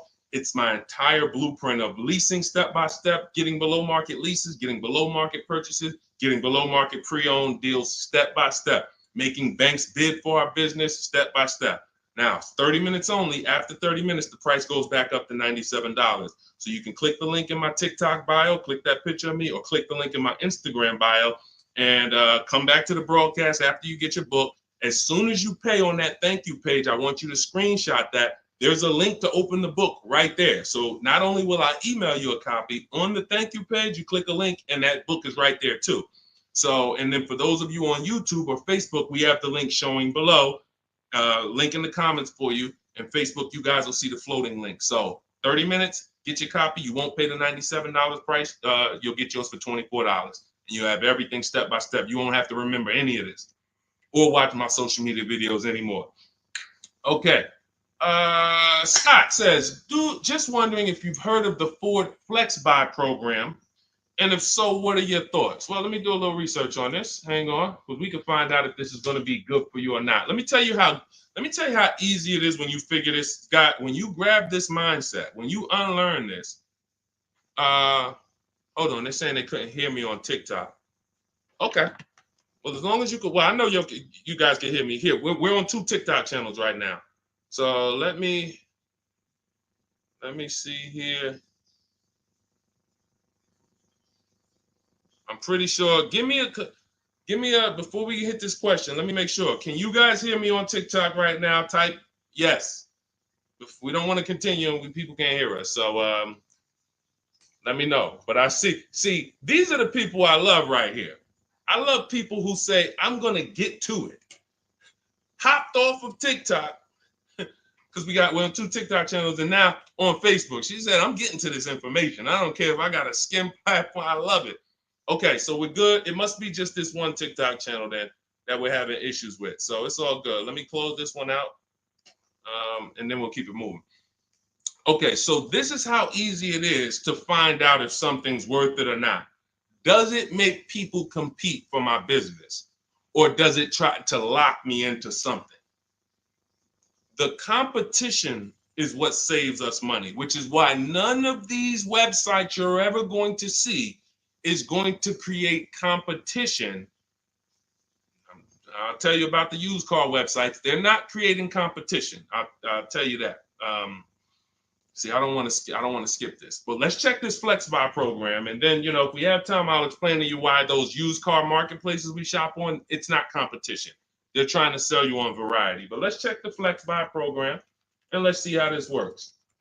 Okay. So what is Flex Buy? Flex Buy is a unique payment plan for qualified buyers. Ford Flex Buy program payments start out lower, gradually get higher after 36 months. The Ford Flex Buy program takes the rate on a 60-month traditional loan and extends that rate to 66 months.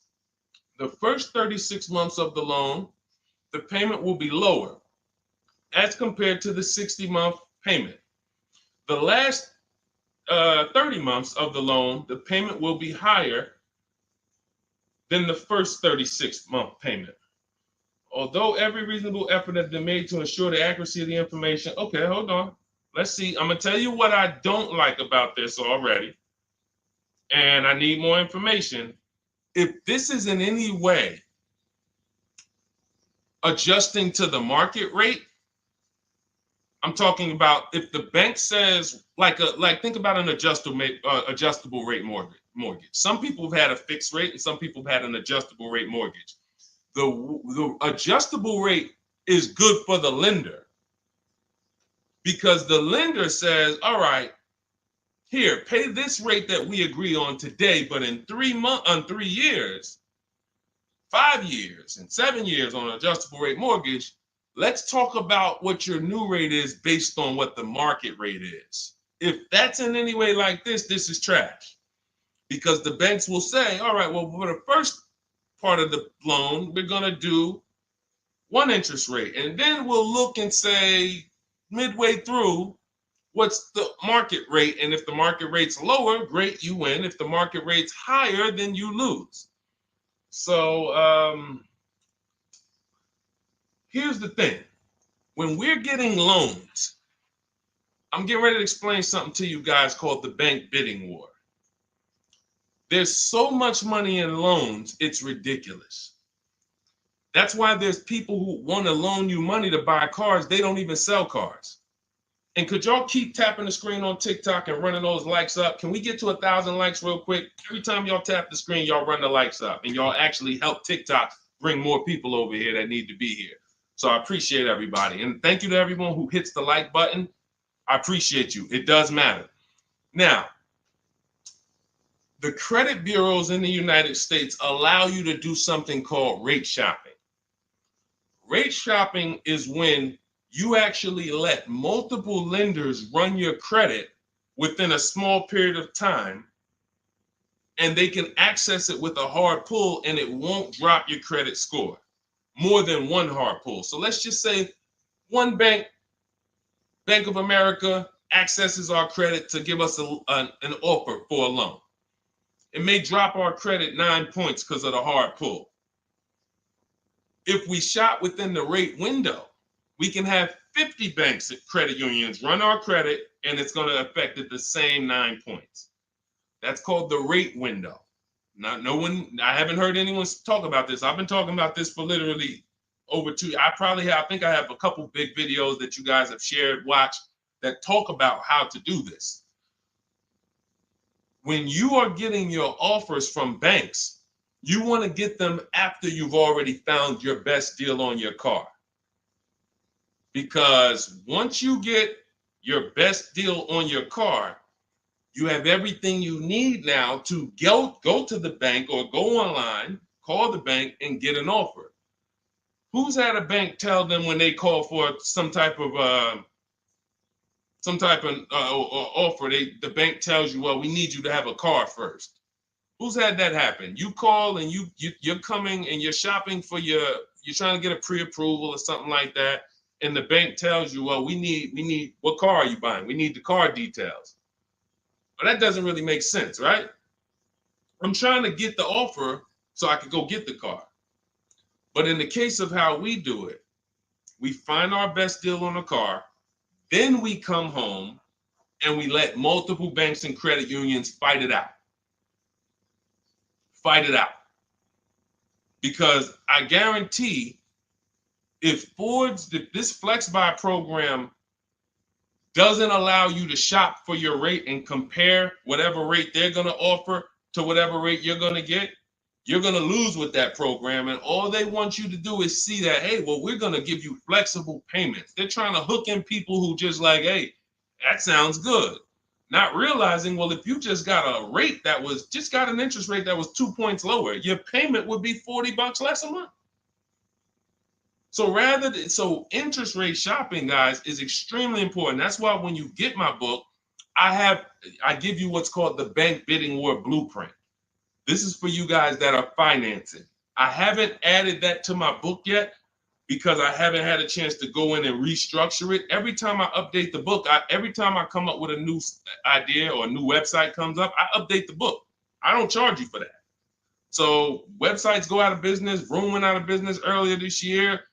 Websites go out of business. I'm not going to charge you for each time something changes because we use an online program. But what I did was when you get your book, you get the book, Cars from Home, and then you get the Bank Bidding War Blueprint.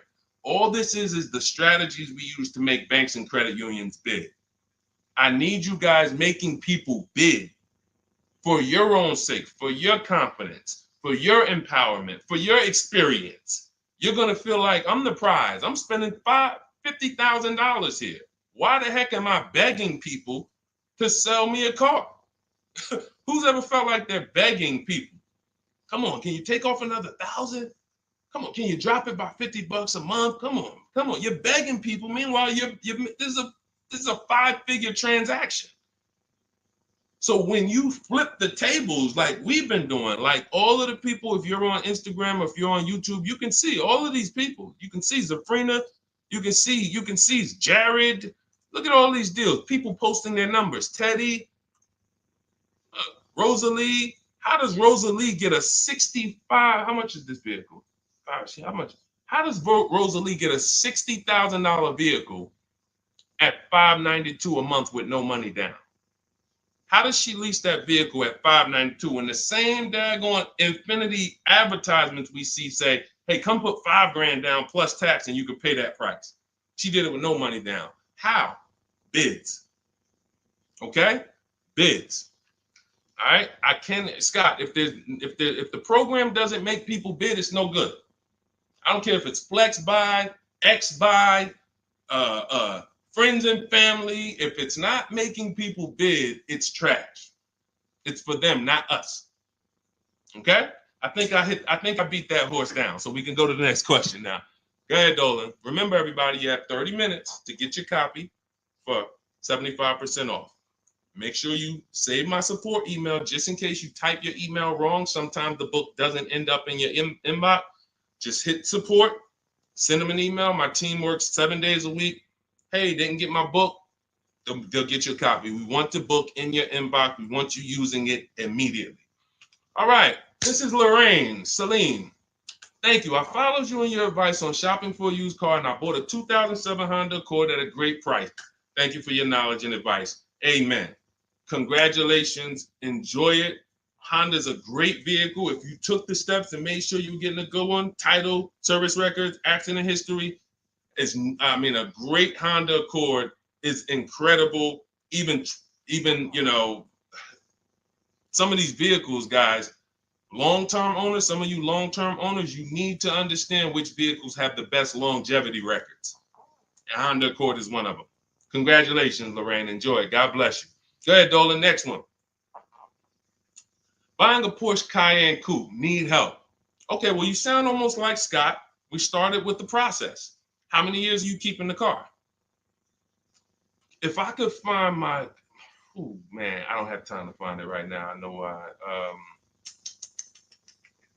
There's a young lady who came. I want to tell you something how important deal structure is. Who was taught never to lease a car? I want you to be honest. Type me if you were taught never to lease a car. If everyone who's willing to be honest, again, it may sound like some of the things that I'm talking about is bad news first. That's because it is. I have to give you the bad news first, and then we get to the good news. All right. So now I see some misconceptions coming out already. I see Wanda. Okay. I see Black F22. He said you never own it. I want you to understand something about what you just said. If you're a person who keeps that car 8+ years, then you can own it. I'm going to tell you why. Cars depreciate like this. Cars drop in value like this. This is the scale. That's why you buy a car today for $40,000. 5 years later, it's worth $18,000 or $15,000. You're losing value. People care about this. You know who cares about this more than anyone? You guys, you know who cares about this more than anyone? Banks. Banks. Banks don't want to own things that do this. Now look, Black is coming with a lot of stuff right now. Let's talk to Black. And let's talk to the people like Black, because Black is somebody who will tell you never lease a car. He just said you're basically renting it. You never own it. Now let's get to the point. I want to show everyone on here. Thank you, Black. I'm glad you're here because we're getting ready to use this as an opportunity to prove a point. Let me take let's look at Ansley's deal he just got leasing. And we'll talk about mileage. You can build lease mileage up to 30,000 miles per year. So it doesn't matter. First thing people think, well, leasing, they limit you. No, you pick your mileage on a lease. You choose the mileage. I've had people who lease 30,000 miles a year, 25,000 miles a year, 18,000 miles a year. You pick the mileage. Now, whether you drive or whether you lease or buy, this is what your vehicle is doing. You're losing money day by day. So when you go and you buy a vehicle, you're losing money day by day. The reason I created the 8-year rule is for you to understand that at some point, you stop losing value day by day. You lose less value. This is what we call beating depreciation. It comes with long-term ownership. But let's look at Ansley's deal so that we can put this leasing versus buying to bed and show you how many of you have overpaid by thousands and thousands and thousands of dollars that you can't get back listening to people who tell you leasing is renting and all of these horrible financial terms. Let's go to the numbers. So Ansley gets a 2024 Infiniti truck. It's a $58,000 truck. If you're watching on Instagram or YouTube, you can see this. It's a $58,000 truck. Guys, some of you know because you've seen some stuff, every $5,000 on a loan is how much per month?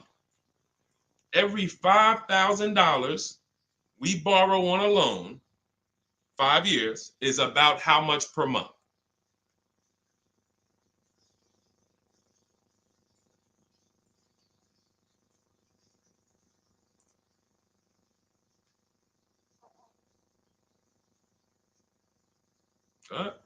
Anybody know? Thank you, Michelle. 100 bucks. Told you, shout out to the people who tapped in, locked in, locked in. See, I love the people who are locked in. It's some people who just, they sleep at the wheel. I need the people who are locked in. I'm really only talking to you. Now, that means this vehicle that Ashley went in to get, his $58,000 vehicle, if he would have just said, all right, I want to buy it because I was taught leasing is renting, how much is it going to cost me a month? No money down. Let's figure, we're going to compare apples to apples. No money down, because when you put money down into the deal, that confuses you. That actually makes you think you got a better deal than you really did. When you evaluate deals with no money going into them, it's easy to see where the best value is. Now, Ashley would have been paying $1,200 a month for 5 years. $58,000. That's not even full tax. Let's just round the tax to 60. Let's just say $1,200 a month. But Deshone, what if he got a good discount? Okay, I'll give you one better. Let's go extra conservative and let's play that game. Let's pretend that he's using my strategies and he found out a way to save a huge amount of money off this brand new Infiniti. He's getting bids, he's using my strategy, but he's not leasing because he's been programmed not to lease.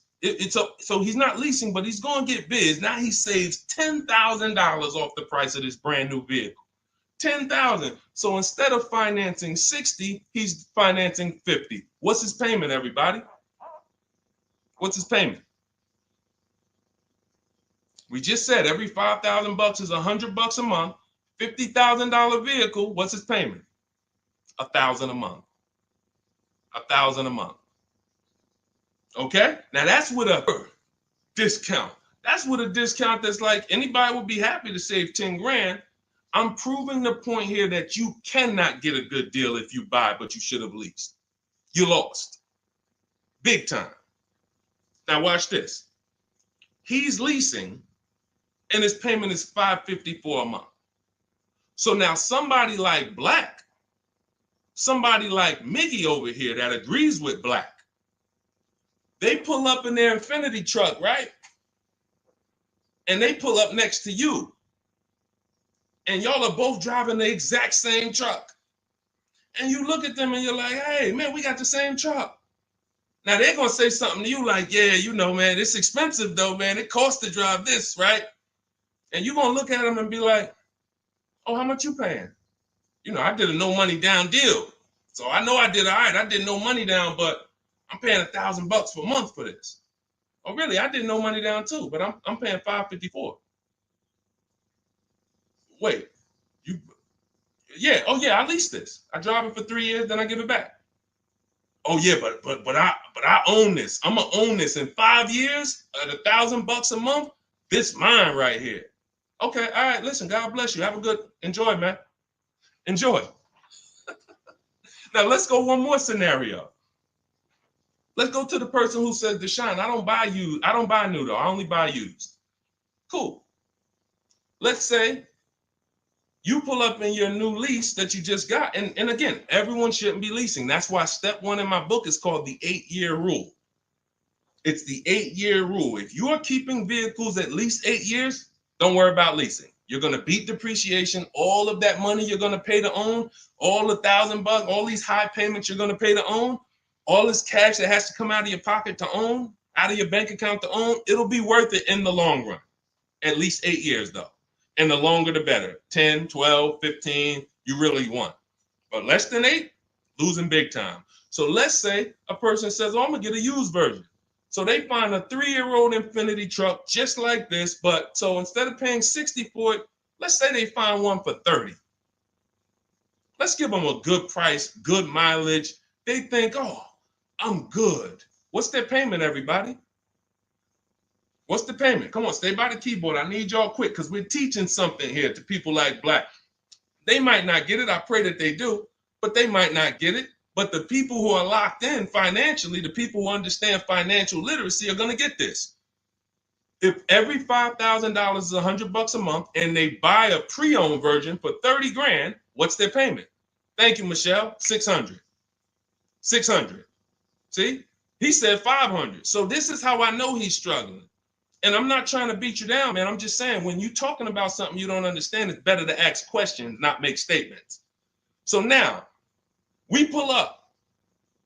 You have your new lease. You got this same deal, $554 a month. He pulls up in his 3-year-old version that has probably 1 year of warranty left. You both did a no money down deal.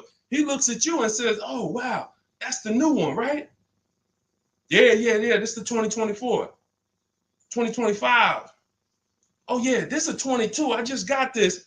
I got a good price on it. I paid 30. Okay, cool. What's your payment? I pay $600 a month. What you pay for the new one, man? I know that must be expensive. I pay $554. Wait, what? Yeah, I paid $554 for this. No, you put a lot of money down, right? No, I didn't. I gave him $554. I drove off. It's understanding. That's deal structure. That's why when I came and started teaching 3 years ago, I had to teach deal structure. I couldn't teach people to just go in and buy cars, get great prices. If you get a great price, but your structure is wrong, you overpaid. You're driving cars, you're driving older cars with no warranty. And many of people who've been taught to do this, they never even pay the car off. They trade the car in before they even pay it off. They literally, I used to have people walk into the Mercedes dealer and they look at me and say, Deshone, is that the new version?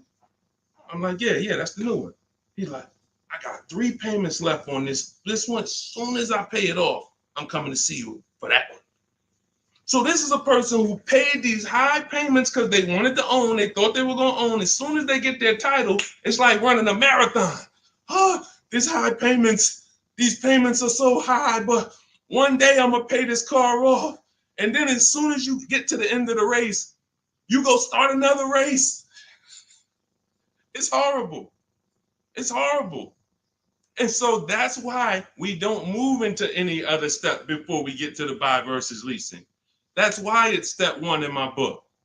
So we can sit here all day and compare numbers. There is no comparison to a person who's getting great lease deals versus a person who's buying. It's not even close. We're driving better cars. We're driving, they're usually always under warranty. We're paying cents on the dollar when you know how to get below market leases. I'm not talking about these commercials y'all see. That ain't nothing. We don't pay those prices. None of these people, look, you think Zafrina, who got a Jeep Grand Cherokee lease, and she paid Look, she's paying $527 a month. She's paying $527 a month. Oh no, that's Teddy. Hold on. You think Zafrina, who's paying $579 a month for a $66,000 truck, is ever going to she's not going to let this bad information get to her anymore. She's driving a $66,000 truck. So again, now let me, before we go to the next question, I'm going to just read some things from Black because he's over here typing. And I do want to give him the courtesy of reading because we just used him as a teaching moment. I think everyone learned. If you just got what I just taught about the leasing versus buying, type dollar sign, dollar sign, dollar sign. Just type dollar signs. If you got that point of me, see, no one talks to you about payments. They say things like never lease, always do this, always do that. But they never talk numbers. The reason why we go straight to the numbers is because the numbers don't lie. They say men lie, women lie, numbers don't lie. So when we go to the numbers, shout out to everybody. I see y'all. I see y'all. I see you, Wanda. I see you, Tony. I see you, Michelle. I see you, Megan. I see you, Brenda. I see you, Federico. That's the name of the game, is putting your deal on the right foundation so that you know, again, like I said, banks don't want to own vehicles. Think about that. Banks don't want vehicles that are not bringing income in. They don't want a depreciating asset on their books because today it's worth 40, tomorrow it's worth 39,800, the next day it's worth 39,700, the next day it's worth 39,600. That's what a depreciating asset is. They don't want them on their books in the short term. They're in the short-term business. And some of us are in the short-term business too. The only people that are winning long-term with purchases are those of you who keep your cars 8+ years. Because you beat depreciation. All right, so Black said, nah, bruh. Okay. Keyword, no money down. You put 10 to 20% down, then it's a different story. You can't make this stuff up. Let's go. You cannot make this stuff up. Watch this, y'all. Watch this. I just compared 3 no money down transactions on the same vehicle. 3. New, used, new lease. 3, no money down. I'm telling people that when you don't put money down, you can clearly see what you're really paying. You can clearly see what you're really paying. Black comes in, he proves our point, which is he's going to put 10 to 20% down. Now he's pulling up next to you in your lease, right? You're $554 a month, brand new, fully warranted, all the latest and greatest features. Now he puts 10 to 20% down on that's $10,000 to $12,000. Think about this. He pulls up and he has a similar payment to you. So he feels like we're alike. He feels like we're pretty close. In fact, he may even feel like he's doing better than you because he's purchasing his and you own yours. I mean, you're leasing yours. But watch this. What about that $12,000 you gave? What about that $12,000 you gave them? That's how people forget. That's why everything in the Car From Home system, when you get the book, you're going to see everything is about shopping with 0 down, looking at offers, and then choosing, do I want to put money down to lower my payment? Money down does not buy your deal. I made a video about this. Some of you have seen it and shared it. People who make a down payment and think they got a deal. You have a deal before you put your money down, or you don't have a deal. A deal means I shopped all my offers, and then I found the dealer who was going to discount the vehicle the most. Now, how do I want to pay for that? Do I want to get a loan? If I'm getting a loan, what do I want my payment to be? Now I'm going to manipulate my down payment based on what I want my payment to be. That has nothing to do with the deal I got, but somebody like Black or people who move like him, hopefully we can help you get over these mindsets. But you have some very, very strong convictions, and what you're confidently incorrect. That's dangerous. It's dangerous to be confident and incorrect. Dangerous to yourself and your family and your friends who will listen to this. If you are putting money into deals and thinking that you got a deal because your payment ended up being affordable, you in no way can win. First of all, you're letting the dealer manipulate two things: the price of the car they're selling you and the interest rate that you're getting from them exclusively. If you were even just separating, your loan from your interest, from the purchase, you would see that that's a losing strategy. You can't compare a person who's driving a brand new vehicle paying a low payment to a person who's paying the same payment but gave the dealer $12,000 to get to that payment.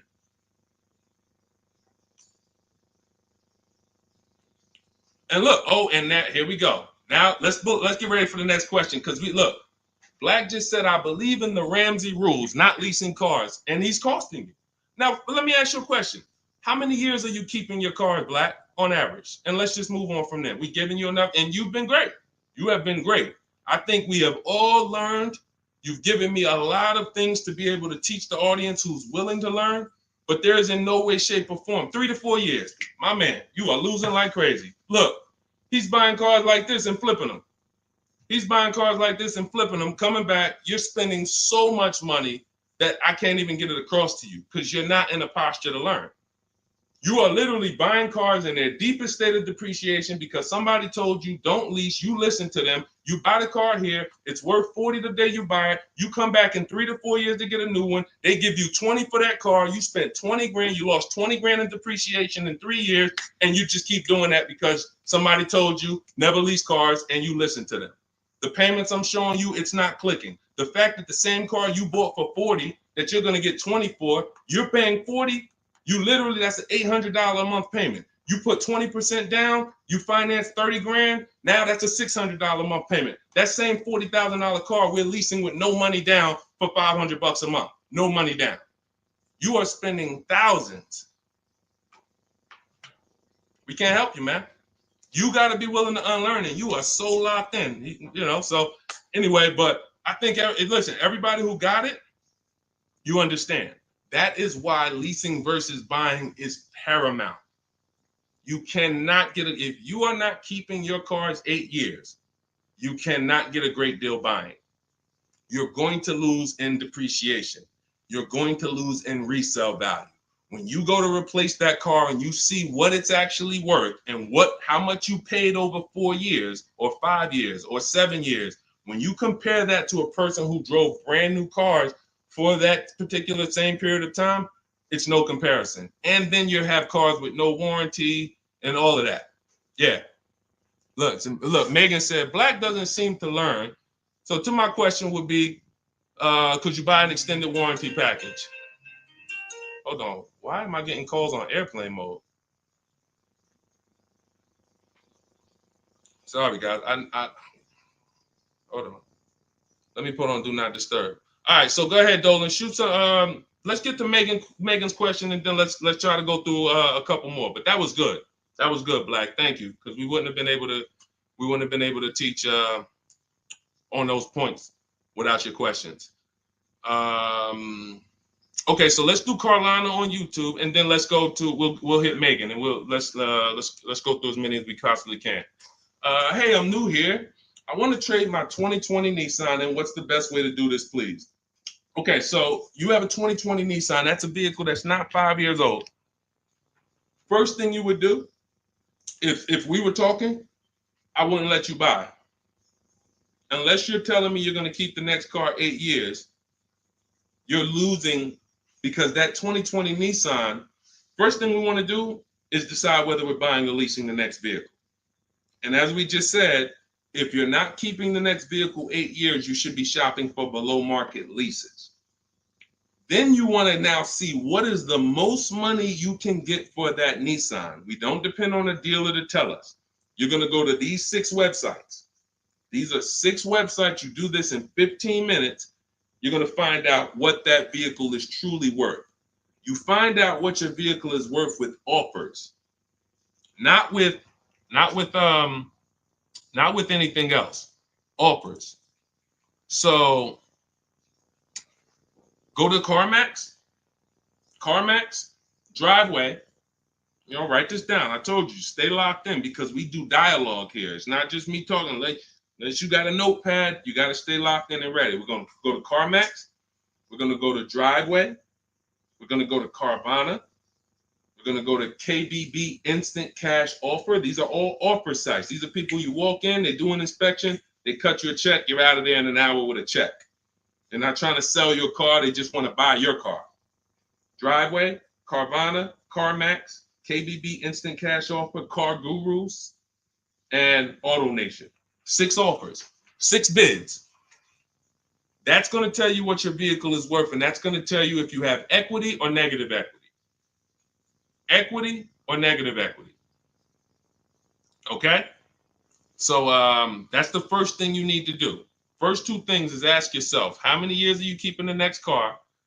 And then do your equity assessment to see, do you have positive equity that could either go in your bank account or negative equity that's going to be carried over to your next deal. So that's the first step. Okay, do that first. Now, here's the beautiful thing. When I was at the dealer, I would have people who walked in. As soon as I asked them how many years they were keeping the car, if they were telling me 5, like, remember the guy I mentioned a little while ago on the stream? I said he comes into the dealership. Hey, Deshone, is that the new one? As soon as he gets his title, he comes in and trades it in. I told him, there's no point in you waiting for the title. First of all, you can replace a vehicle without the title. That's fine. But again, he was taught, hey, I got to wait for my title, and then I make a move. So he always has a payment. 5-year loan, 6-year loan, pays it off, gets a new car. He always has a payment. It's just super high. But what I would do if he was listening, if he was open to financial advice, I would tell them, you're going to cash that vehicle out. That means you're going to sell this vehicle. We're going to give you a check for that. So whatever it's worth, 15, 18 grand, it's paid off. That's going to go in your pocket. Now, what he was used to doing was, well, whatever it's worth, don't I have to put that down on the next vehicle to be able to get my payment where I want it? And this was the best news I was able to deliver. This is why, and if you talk to anybody in New Jersey who dealt with me, this is how I've been. I've been the same way. From the minute I started learning about financial literacy when it comes to cars, I was a consultant educating my clients on how to keep the most money in their pocket and drive the best cars. When he would say, well, I say, are you familiar with leasing? And I would ask, how much do you drive a year? And he would say, I think about, maybe 13, 14,000. I said, let's go look at your old vehicle. We look at your old vehicle. We see, okay, yeah, based on what's on the mileage now, you drive about 14,000 a year. Here's what we're going to do. Whatever your car is worth, you're going to put that in your bank account. Let me show you what a competitive lease would look like. I make him the offer. He's like, wait a minute. This is my payment? And I could drive as much as I want. I said, you could drive the same amount you've been driving. So I'm paying less than I was paying to own this thing?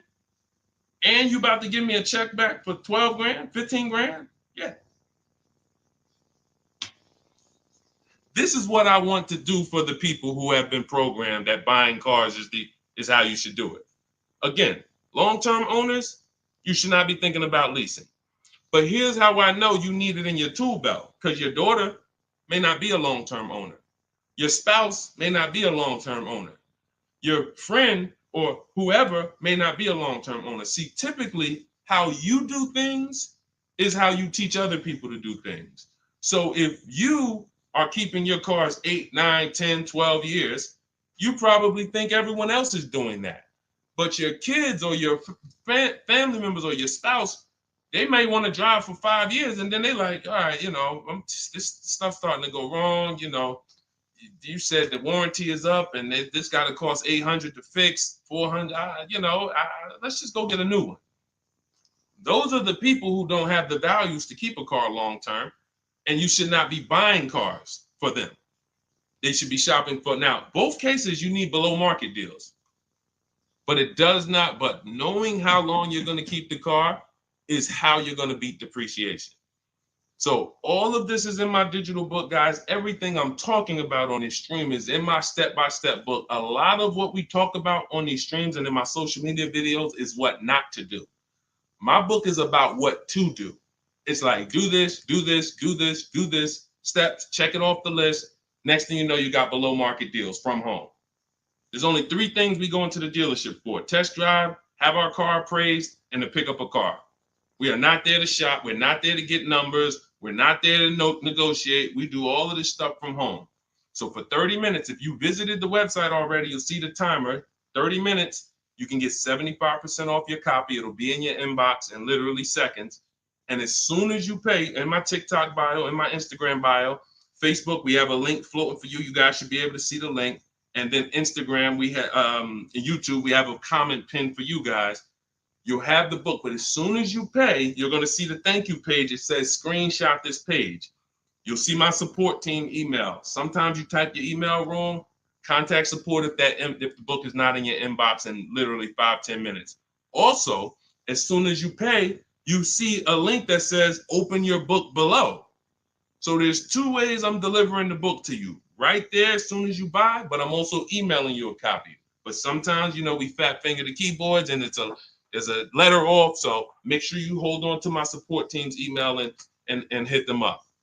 Okay, good stuff. Get your copy. Listen, once that clock hits 0, the price is $97, which is still worth every penny. If I missed it, I go back and look.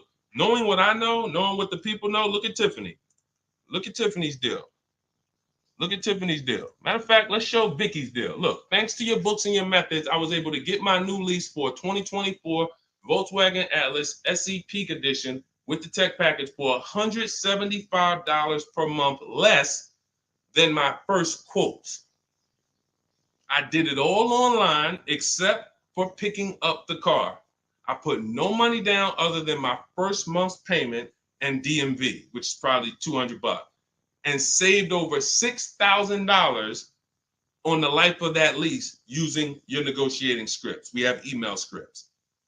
This is what I want for you. I want you guys not just getting cars. Everybody's getting cars.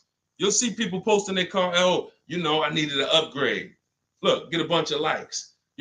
Hey, had to treat myself. You'll never see the numbers though. I want you, every time you get a car, I want you just as excited about the numbers you got as the car. And this will make sure you get there. Go ahead, Dolan. Shoot the next one up. Okay, Brandon from TikTok. I've lifted the Denali truck. I owe $6,500 on it. It has 163,000 miles. It needs $3,500 worth of front end work. Should I fix it or trade it? I'm the only owner. I would make sure you get a second opinion on how much it's going to cost to fix. Lifted Denali is going to have a low resale value. But here's the thing: the cost of replacement is always more than the cost to fix. Always more. So if you got a truck, and again, your truck, you got a loan on it. You got a loan on it, 163,000 miles. I teach something: you shouldn't have a loan past the 10th birthday on a vehicle. Now you're going into a lot of risk. There's different boundaries we need to follow. But what I would do if I was you is I would make sure I'm not spending more than $3,500 unless I'm getting multiple mechanics to give me an offer. But I would see, what does it cost? What's the lowest I could pay to get this truck running? What if you pay $3,500 and it runs again for another 3-4 years? All day long. Because to get a new vehicle, $3,500 is coming out your house in probably 6-7 months. Which would you prefer? $3,500 one time and I could drive this thing for another 3 years problem free? Or $7,000 or $10,000 a year that I'm going to pay to get a new truck? Keep the cost low when you can. All right? Listen, I'm going to jump off. Everybody, listen, we'll be back for another stream. We went deep today. I think we dug into stuff we've never dug into before. Thank you to Black for, bringing some information to us that allowed me to teach and help you guys unlearn. Everything you need is in my digital book, Cars from Home, 7 Steps to Saving Time, Money, and Avoiding Dealerships. Normally $97. It's 5-star rated. You can Google it. You can see all the reviews people wrote using it. But you won't pay $97 if you get to my TikTok bio or my Instagram bio before that 30-minute countdown expires. You'll get it for 75% off, which is $24. And on YouTube and Facebook, I have a comment pinned for you guys where you can get your copy for 75% off. Use it. Make sure you email me your success stories, and make sure you save my support team's email just in case you type your email wrong. Let's make sure my team gets you your book. All right. God bless you. Keep winning. Keep unlearning. I'll see y'all on the next one.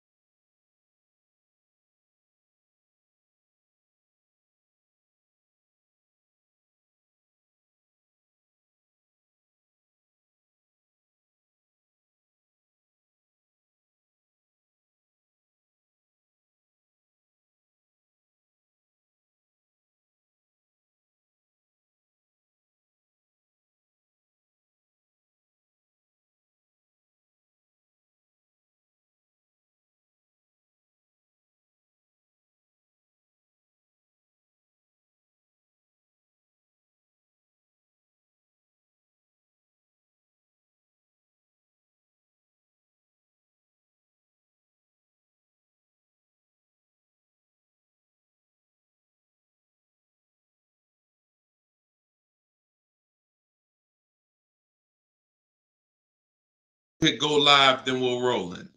Jasmine from TikTok asks, what do I do when I can't afford the lease after 1 year? Great question.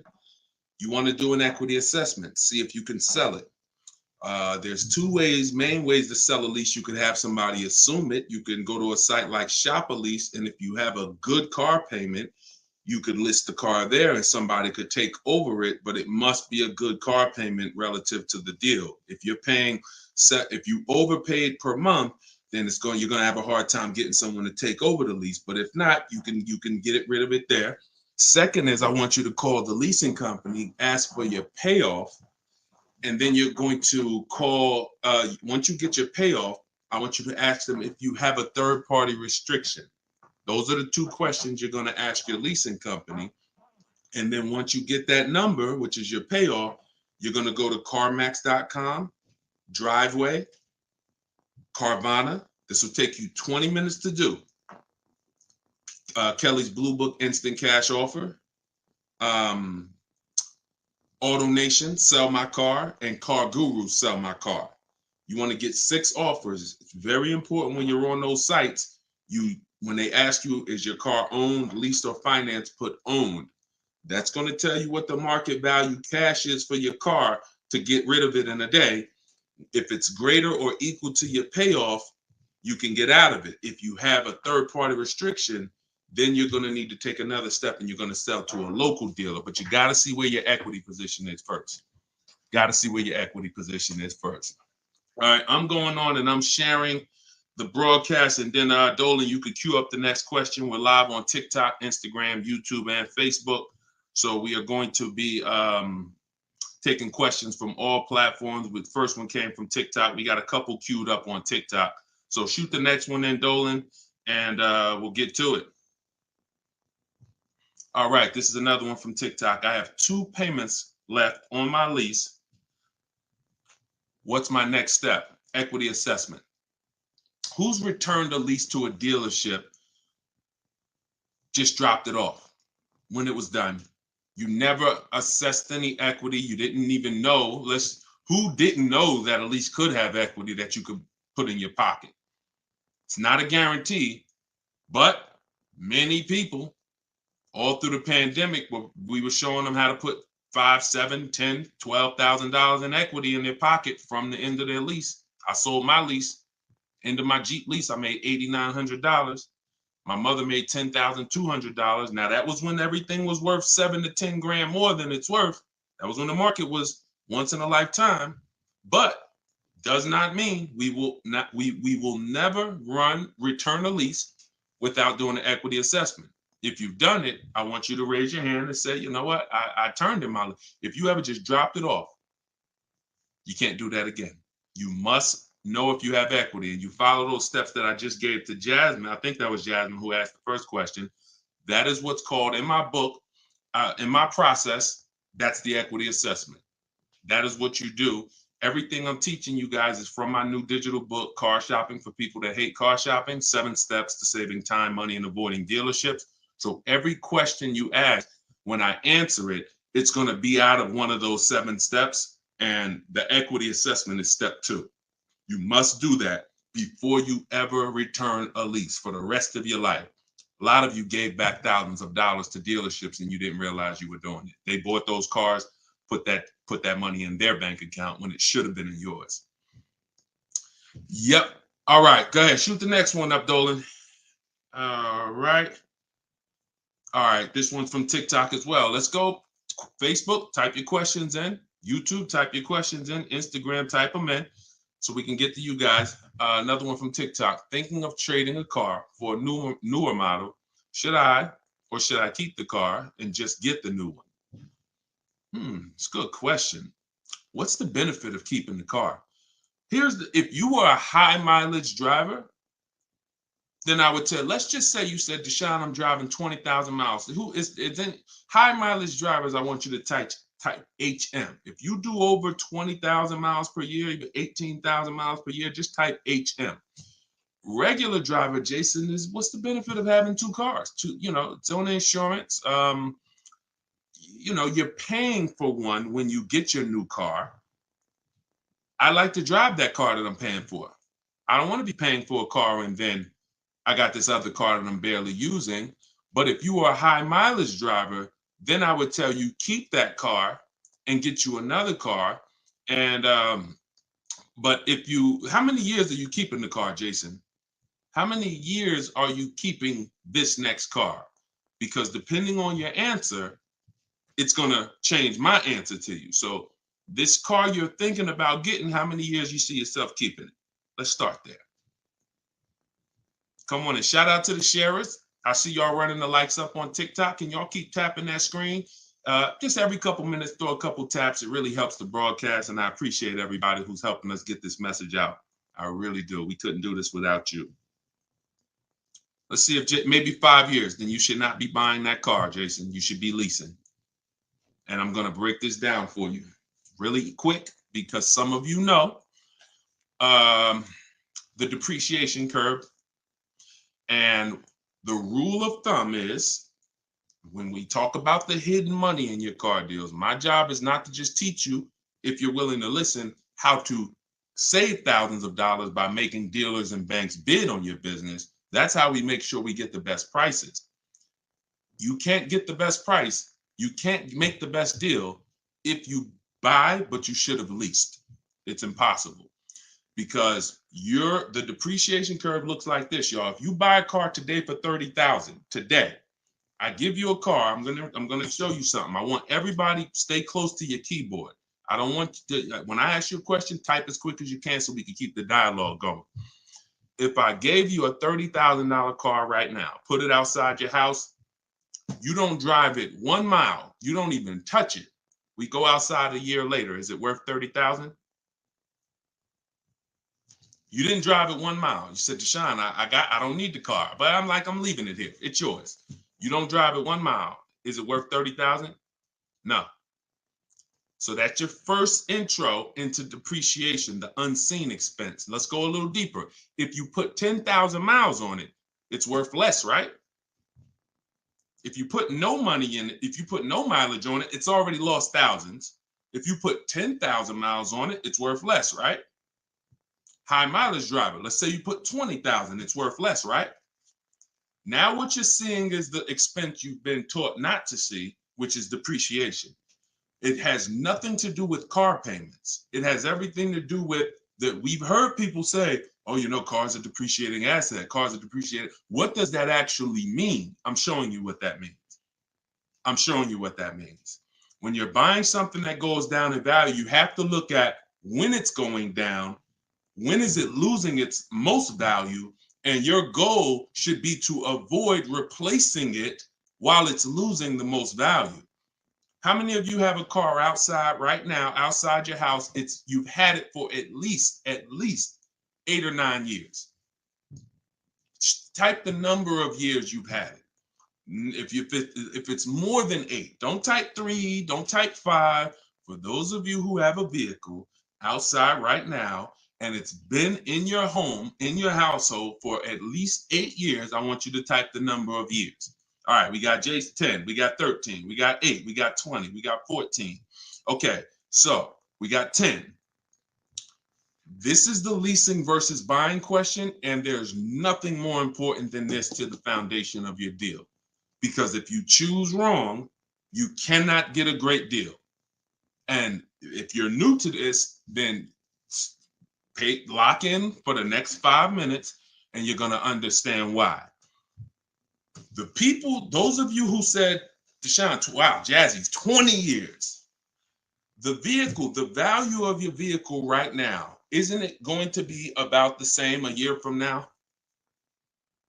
Everybody who just typed, look at that, and I want y'all to pay attention. If those of you who are like, Deshone, I never keep a car, you might be saying, looking at these numbers and saying, Deshone, I would never keep a car that long. It's not for me. It's not in the cards for me. It's not my style, not my habit, not interested. Perfect. Pay attention. 12, 20. So all of these people, your car will be worth next year about what it's worth right now. What does that mean? That means you have avoided the depreciation. You've won.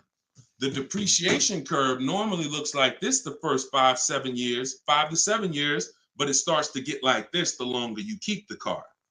So now all of you who have answered, all of you who are watching them answer, their car depreciation curve looks like this now. It's not losing much value anymore. If you don't get to that level, there was no point in you buying the car because you're replacing it here. There's only 2 ways to go to avoid this type of depreciation. Car was worth 30, now it's worth 10, 7 years later. It's only 2 ways to avoid that type of hit. One, you're going to keep it long term. If that's not you, you should be shopping for aggressive leases. Not these leases you see in the car, in the commercials, come pay $4,000 down and all of that. These are not deals. Aggressive leases are below market prices and they're pennies on the dollar compared to what you've been paying. You cannot win buying cars and switching them like this. That's why you always have negative equity. That's why you're always never happy with what you're getting for your car. You buy your car, you come back, look 3 years later, you see what it's worth. It's always disappointing because you're trying to literally get cash back out of something that is not designed to give you any value in the short term. Leasing or long-term ownership. That's why the first thing that I teach, it's called the most important question, is how many years you keep in the car. If it's not 8, then you should be leasing. It's not even a question. We'll go deeper on that throughout the show. Anyone who wants to know more about that, you keep asking, because once I open up that Pandora's box, it's like your mind is like, oh, but everything I heard about leasing, I heard it was bad. I heard you can't drive that much. I heard that yada, yada. They bill you for all of this stuff. All of those things, I'm going to help you unlearn because unfortunately, the people who taught you that were confidently incorrect, which is dangerous. Confidently incorrect is you're dangerous to yourself and others. So, all right, so that's the key. That's the key, Jason. Don't think about buying if you're not keeping 8 years. You're going to overspend. And we'll talk more about that throughout the broadcast. Feel free to ask follow-up questions. Go ahead, shoot the next one, and I'll go as deep on that subject as we need to for you to understand it. It'll give you some lease comparisons. You'll see what great leases look like, and you'll see how there are pennies on the dollar when you know how to get great lease deals. And that's the way you avoid the depreciation. Only 2 ways. Great lease deals, long-term ownership, 8, 10, 15 years. That's it. 2, 3, 4, 5 years, you can't avoid the depreciation buying. You just can't. You're going to lose thousands every time. Go ahead, shoot the next one up, Dolan. We're keeping the questions coming in. We're live on all platforms, so just keep typing. I'm going to try to get through as many as I can. We got a lot of questions coming from TikTok. All right, let's go. Should I put money down on a lease that I'm about to turn in? That you're about to turn in. I'm gonna assume you meant, should I put money down on the lease that you're about to get? So check it out. Here's how you shop all your lease deals from now on. there's one thing that I never want you to say again. It's really two things, but in this subject, the other thing is trade. This is down payment. I want you to eliminate the words down payment from your vocabulary because it's been used as an opportunity to get more money out of you. Who's ever went in, thought you were making a car deal, you thought you were going to put maybe $1,500 down, and then somewhere down the lines, these hidden things come like, oh, well, you got the taxes and fees, and then you end up putting more down than you thought you were going to. Has anybody that ever happened to anybody? Hit the raise your hand emoji or just type me if you've experienced that. You thought you were going to be putting this down. You might have gotten to the finance office to sign the paperwork, and now you got to come up with another 500 or 1,000 or the taxes or the fees or whatever it is, right? So I spent 14 years in the car business. For those of you who don't know me, I've seen the way we call them the 80%. 80% of people shouldn't be in the car business. They're overpriced. They'll sell their grandmother the highest price car. It doesn't matter. They have no integrity, very little morals. We don't buy from them. What you need is to learn to avoid them, and you also need to learn to find the 20% who beats them all the time. So when you shop your car leases, you are always going to shop. You're no longer going to say down payment. You're going to say this: total out of pocket. Total out of pocket. See, total out of pocket means that's what I'm giving you and no more than that. You'll see the difference. Down payment can be, that's my down payment, but what about my taxes and what about, so that gets convoluted. When you start using, hey, I'm only doing this total out of pocket, it's hard for them to switch it up, especially when you're adamantly aware of what that means. This is all the money that I'm putting out of my pocket. You could also say do it signing, but total out of pocket is probably more of a universal term. You shop your leases with 12,000 miles. Now, who was taught they limit you on the lease miles? Who was taught they only give you 10,000 miles? Because this question from TikTok, the person's asking, should I put money down on a lease? So I want to tell you how you always want to shop your car deals with no money down. That's what's confusing you. What's confusing you is when they mix the down payment and start throwing monthly payments, you are now not aware of what you're truly paying for the car, what you're truly getting. And so this is why you use what I'm telling you, you shop my way. You're never going to shop with down payments. That doesn't mean we don't put down payments down, but we do not get offers and we're not out there shopping with down payment money. Okay? So, all right, I see it's happening to you, Fouché. So you're going to get your offers with first month's payment, total out of pocket, taxes and fees in the payment, 12,000 miles per year. Once you do that, I teach in my book, I have a new digital book. It's called Car Shopping for People That Hate Car Shopping, 7 Steps to Saving Time, Money, and Avoiding Dealerships. I teach a strategy called the 25 to 5. We're going to connect with 25 dealers. We're going to get 5 offers. We do not make a decision without at least 5 offers. Because once you see, thanks to everybody who's supporting the broadcast with the gifts, I appreciate that. Once you see how different the offers are, you're going to realize you're going to see how much money is in multiple offers. You must get 5 offers because 80% are overpriced. Don't try to change these people. Don't question, oh, listen, why are dealers like this? Why are the 80% overpriced? Listen, Jim Rohn used to say, don't sign up for that battle. Why does the sun come up in the east, in the east and set in the west? Like, don't sign up for that. Some questions are not worth asking because they mean nothing. Just know that's what it is.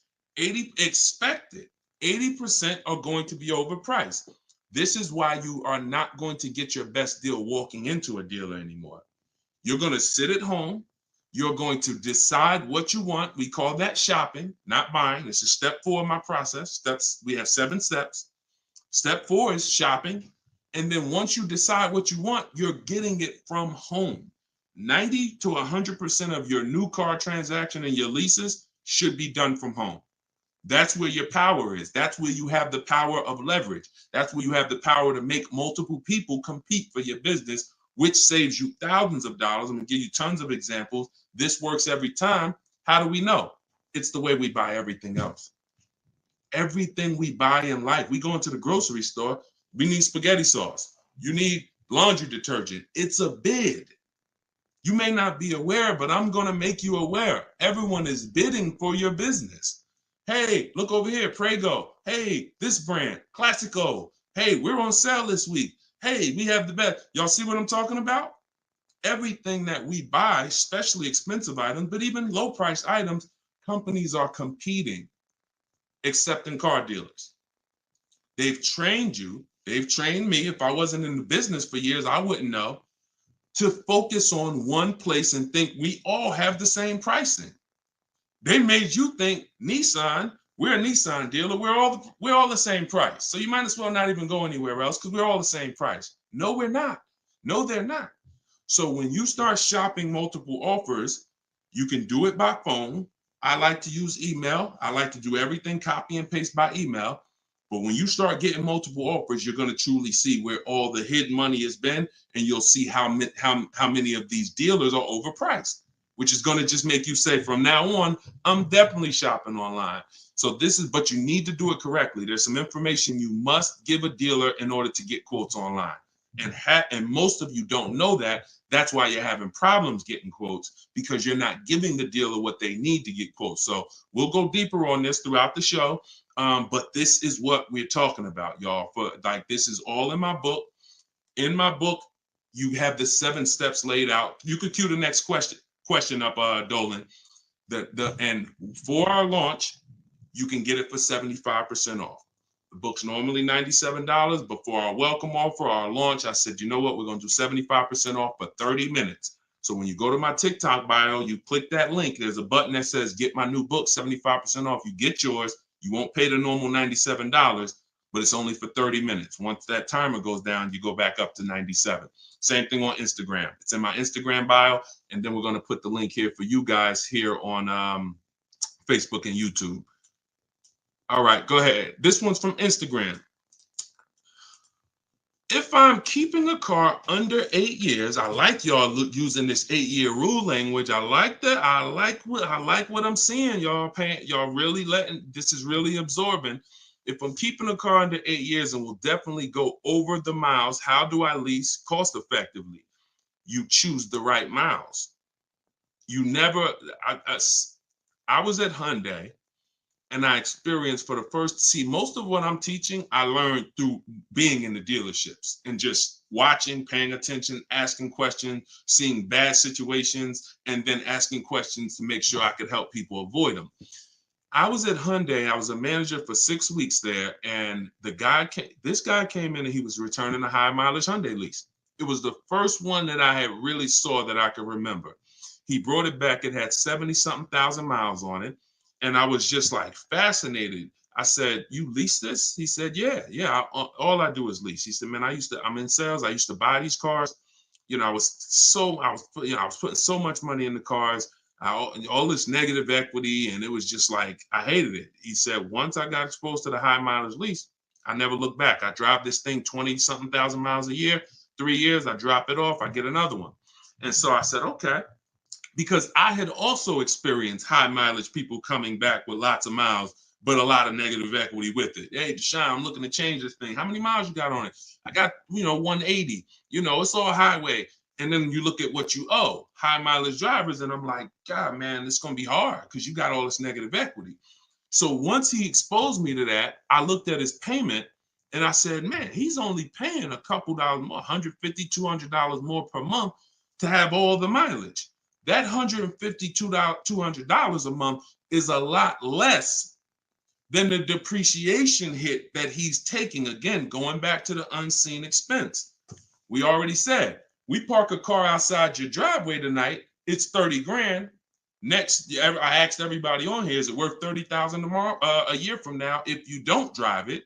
Everyone unanimously said, no, it's not.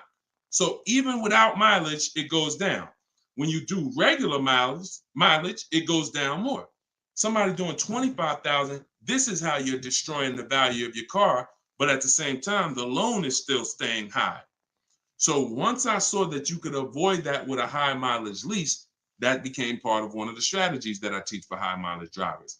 This is only if you're short term. Pay attention to what Maddie's question said. If I'm not keeping it 8 years. If he was, there's plenty of cars that you can keep 8 years and just put a ton of miles on it. You're not worried about trading them or selling them because we don't trade. You're just going to get the maximum value out of it. In his case, he knows he's not keeping it 8 years. How are we avoiding the short-term depreciation? You do that with a high mileage lease. Second strategy, Matt, this is also in my book. I have 2 strategies for short-term high mileage drivers. That's one way. Shop for your lease, 12,000 miles a year, identify the best bid, and then once you identify the best bid out of 5, you have them adjusted to a high mileage lease. Second is you buy your car, or if you have a car now, you keep that car, pay that car off, and now you're going to go lease your nice car, and that's going to be your second car. I call that 2 cars, 1 payment in my book. That's what it's called. And now you have, because some people say, Deshone, you know what? I want a nice car. I drive a lot for work, but man, I want to get me something nice, but I don't want to just be destroying it. And this strategy becomes perfect for them. This guy who's doing the high mileage lease with Hyundai, that's not a nice car. Especially once it gets up to 60, 70,000, it's not the, so some people are like, you know what? I want a nice car. I'll have my mileage car. I'll do, half the mileage on that. And then I'll go and lease me something and I'll do half the mileage on that. And so it's a beautiful thing. You got your nice, beautiful car and you got your mileage car and you split it. Payments affordable and you're not dealing with all this negative equity like you've been used to dealing with as a high mileage driver. High mileage drivers are getting killed with some of the worst because you guys are just killing the value of your cars. You use either one of those, you're going to love it. Both in my book. So if you want that step by step, it's in there. Some of you are like, Deshone, this is great. I don't want to try to remember all of this. In my book, it's right there for you, laid out step by step. You can get it for 75% off in my TikTok bio or my Instagram bio, or just scan the QR code on the screen, or go to deshonesbook.com. Either way, get you 75% off. Okay, shoot the next one up. That was a great question, man. Shoot the next one up. Let's get through as many as we can. This one's from Instagram. Would you recommend leasing business vehicles? Well, that's a question for your accountant. Whoever is going to be helping you benefit from having vehicles in your business name, that's the person you should be asking, which is most likely your accountant, whoever does your taxes. Here's what I can tell you, and I'll keep this very quick. Many people are putting cars in their business name with no business, or no business that requires a car. Be very careful. There's 2 parts to this. One, whoever's going to teach you to put cars in your business name from a business strategy standpoint, that's who you need to learn from. Second is you can use what we teach to save money on the cars, because what I see these people, influencers, social media people paying for these cars, they'll never tell you what they're paying. And they go and they re-up their cars like crazy because they need it for their brand. The money they are losing, most people can't afford to lose. But unfortunately, they're desperate. But get the strategies, get the structure. I used to have people all the time ask me, Deshone, do you teach Toro and all of these, I said, look, I don't, but you need 2 people. You need me, because I'm going to teach you how to buy the inventory at below market prices. You need the business person who's going to teach you how to legitimately do the business, inventory and all of that. Those are the 2 people that you need. And without both of them, you got some incomplete counsel. But be careful listening to these people, man. If you don't have a business and you wrote off thousands of dollars in business mileage or thousands of dollars in car payments and maintenance, I don't want to be around you when you get audited. And the sad part is those people who told you this won't be around when you get audited, and you can't support that. Just be very careful we don't want a second wave of the PPP. You get a lot. Okay, that's it. We're not gonna beat a dead horse. Go ahead. Next question, Dolan. I think y'all get the point. Some videos were the worst videos to go viral. Did so much damage, still doing damage. Okay, TikTok. This one from TikTok. Facebook, YouTube. Keep typing. We're not seeing many questions from you today. Do you recommend leasing over purchasing? So you missed what we talked about. I recommend you go back, watch the begin. See, there is no leasing or purchase. There is no either or.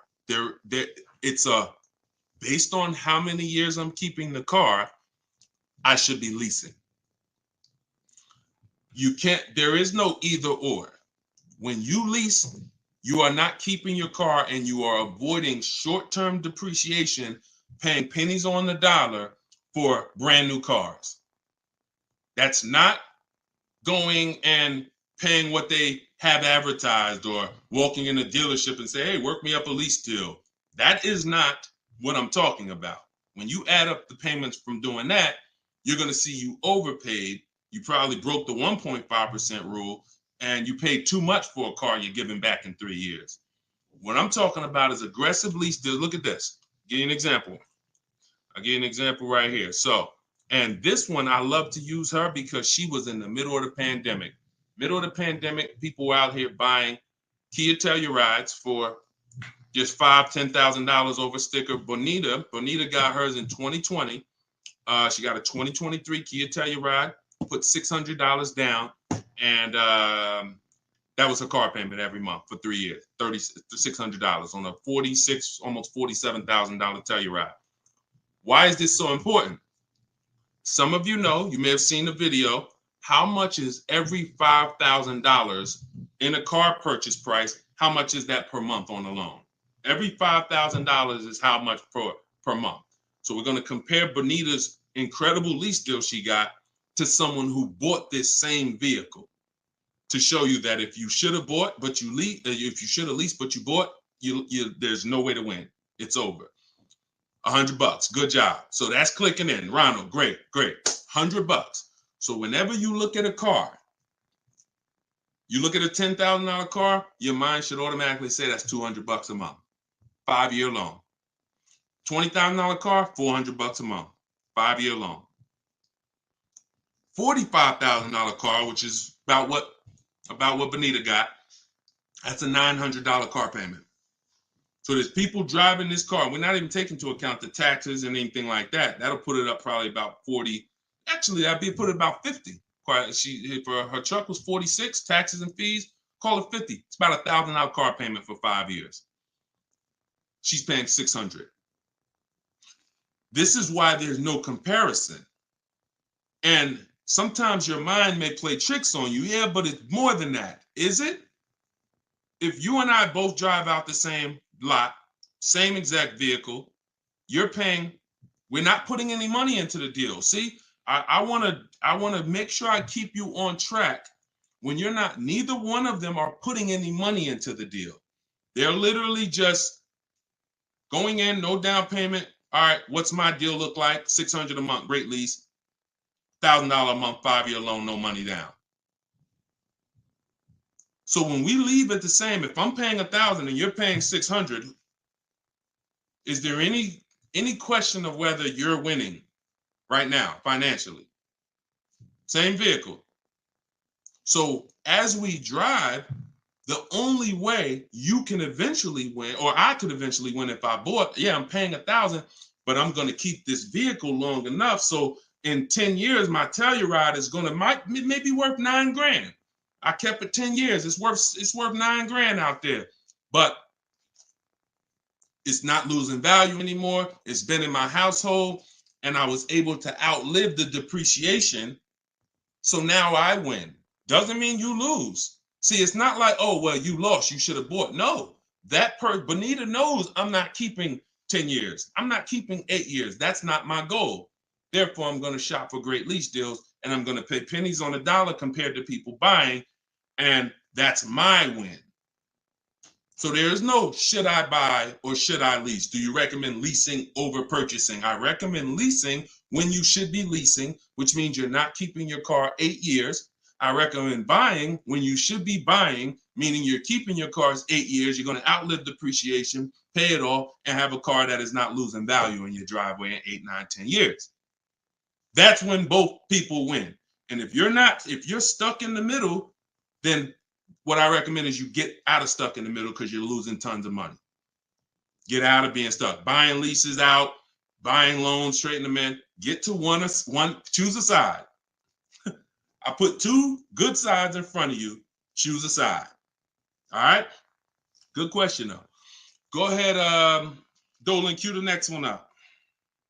This was good, man. Wait, let me make sure. I'm trying to make sure I'm sharing all of this. Shout out to the sharers. Everybody getting value out of this? Type $ if you're getting value out of the show.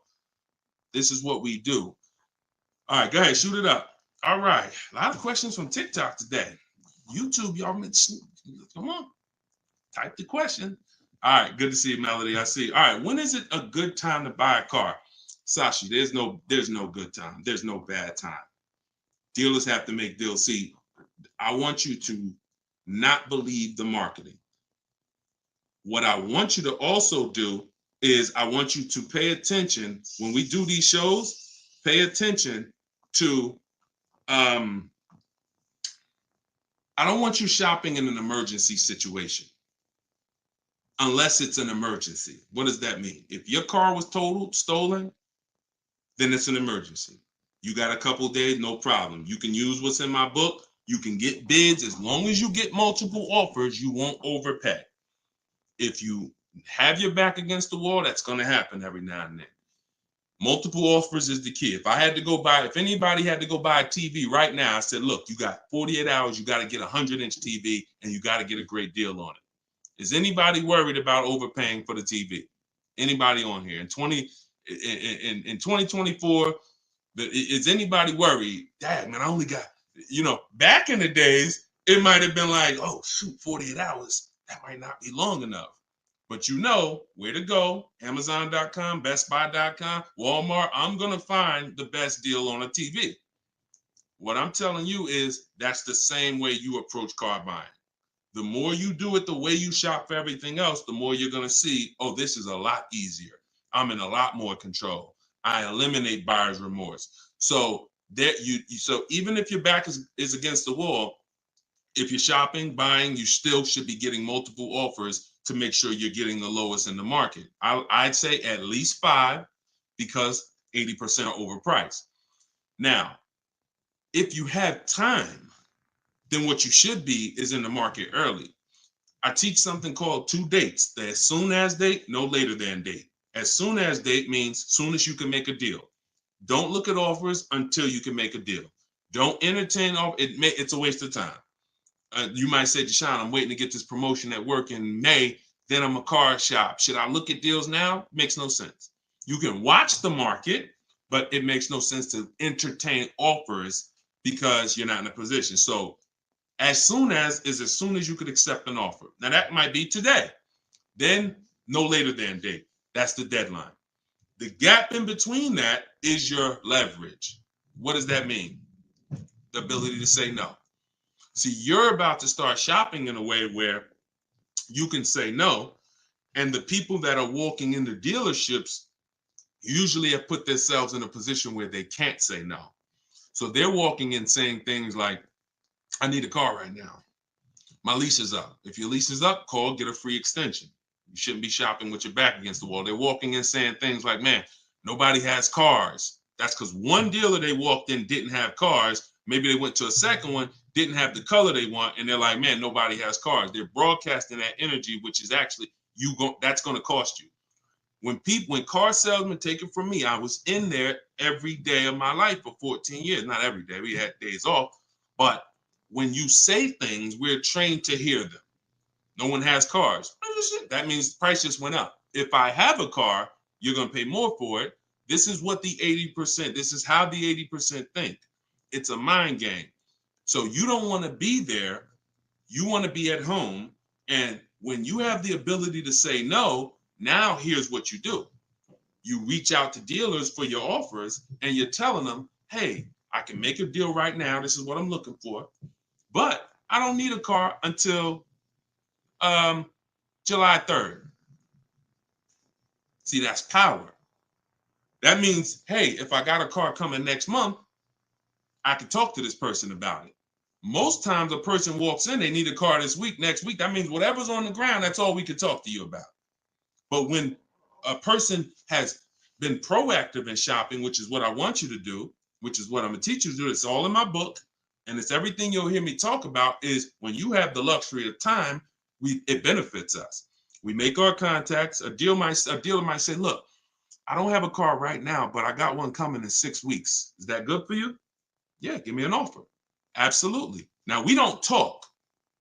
So I'm telling you, you could do it your way, which is call. I always say, ask for sales managers if you're trying to get offers online. If you're trying to get offers from home, we need at least 5. If you're going to do it my way, if you're going to get deals like Danielle and like the people you see me broadcasting the show, you get it at least 5. Sometimes we get 10. I think somebody we showed the other day had 10 offers. So the point is, if you have the luxury of time, you want to use it. Don't be sitting here saying, man, I really can make a deal now or 3 months, but no one knows that. And then you wait until you only need to make a deal in a month. Now you start contacting dealers. You've given away some of your leverage. And if you're shopping for a used car, you can watch the market. When you start looking and you can see, man, I've been watching these cars for 45 days. I see the prices. When I first came, the low side of the market was like 26. Now I see that low side is about 24, 25. So these are things you can't do when you're shopping when you need a car. So there's no good time to buy a car because dealers want to make deals throughout the month, but there is a bad time if you've used up all your leverage. And if you've used up all your time, then you must do multiple offers or you're going to get killed. Sorry to say, there's no other way to say it. If you don't know how to shop multiple offers and you walk in needing a car in 2 days, you are going to overpay. So multiple offers is always the answer. All right. Go ahead, shoot the next one up, Dolan. Great question. This one's from YouTube. I'm only able to get a rental for delivery work. Is there any cons to this method? I don't really, okay, I think you rephrased it. Is there a proper way to rent vehicles for work, or is it fixed market and there's no way to save money? Absolutely not. Renting is going to be way too expensive compared to, this is why when people say, who's heard leasing is like renting? Who's heard that? Type the raise your hand emoji or type me if you've heard leasing is like renting. It's one of the most ignorant statements that there's a lot of ignorant statements made about leasing, but that's one of them. Renting is expensive. Renting, you don't get a lot for your money. It's usually a short-term thing, 1 day, 1 week. You know, maybe if you had an accident, cars total 30 days. It's not meant to be long-term. So what I would tell you is if you were renting a vehicle, I would tell you try to go on Turo, try to find somebody who's willing to rent to you, possibly on a long-term basis where it's not going to be as expensive. Because I'm guessing if you're renting, there's a particular reason for that. But the money you're going to pay in renting, you should probably put some of it to the side, try to get you a car, cash, Facebook Marketplace, something to get out of that cycle and start to rebuild. In my book, I have a strategy of plan B, plan C for bad credit, where, you know, you can talk about cash, you can talk about buy here, pay here, even buy here, pay here, if done right, is better than renting. When I was 20, my second car, actually, my first one was a $500 car. And after I got a buy here, pay here Chevrolet Cavalier. It was, I put $1,500 down. I paid $50, I think, a week. And I paid off the car in a couple months. That car lasted me 6 years. So the key with buy here, pay here is to make sure you're getting a great car, a quality car, but renting, that if I had to rent a car and I'm in a position, I would try to find somebody on Turo, the lowest price per day, and then see, hey, if I did a long-term per month rental, how much would you give it to me for? I try to work that out, see how that works. All right. God bless with that. All right. Next question, Dolan. Shoot it up. We're getting a lot of questions, so I'm going to try to move faster through the answers. This one's Facebook. Once you have the car you've decided on, how do you go about getting multiple offers from dealers? Well, you could do it the manual way, which is I would see the only bad thing. See, and here's the thing. You guys know if you've been on, if this isn't your first time, if you've seen, you know I don't hold back. But I can't teach you scripts that I've written specifically so you don't have to talk. There's tons of scripts that I have in my book that you're copying and pasting from email, because when you're trying to get quotes online, you're dealing with trained people. And unfortunately, those trained salespeople are dealing with untrained customers that are not giving them what they need, not giving them the information. So 9 times out of 10, they assume anyone online doesn't really know how to shop online. they're defensive and they're not even going to give me what I need to make them an offer. That's why I keep trying to get them to come in. So when we do our copy and paste, we're giving them what we need. And that's the only reason I say I can't explain that to you. The only way to use that, like, all right, there's scripts for everything. There's 3 levels of contact when we're contacting online. This is my 25 to 5 strategy. You're using this for new cars and leases, not used cars. Different strategy for used cars. New cars and leases, you're using my 25 to 5 in the book. And what that is 3 contacts. First, we got to let the dealers know what we want. We contact 25 dealers online with a copy and paste template, tell them what we want. We need to tell them what we want. We need to tell them what our deadline is as soon as we can buy a car, which would be today, because we don't contact if we can't buy today, and then our deadline.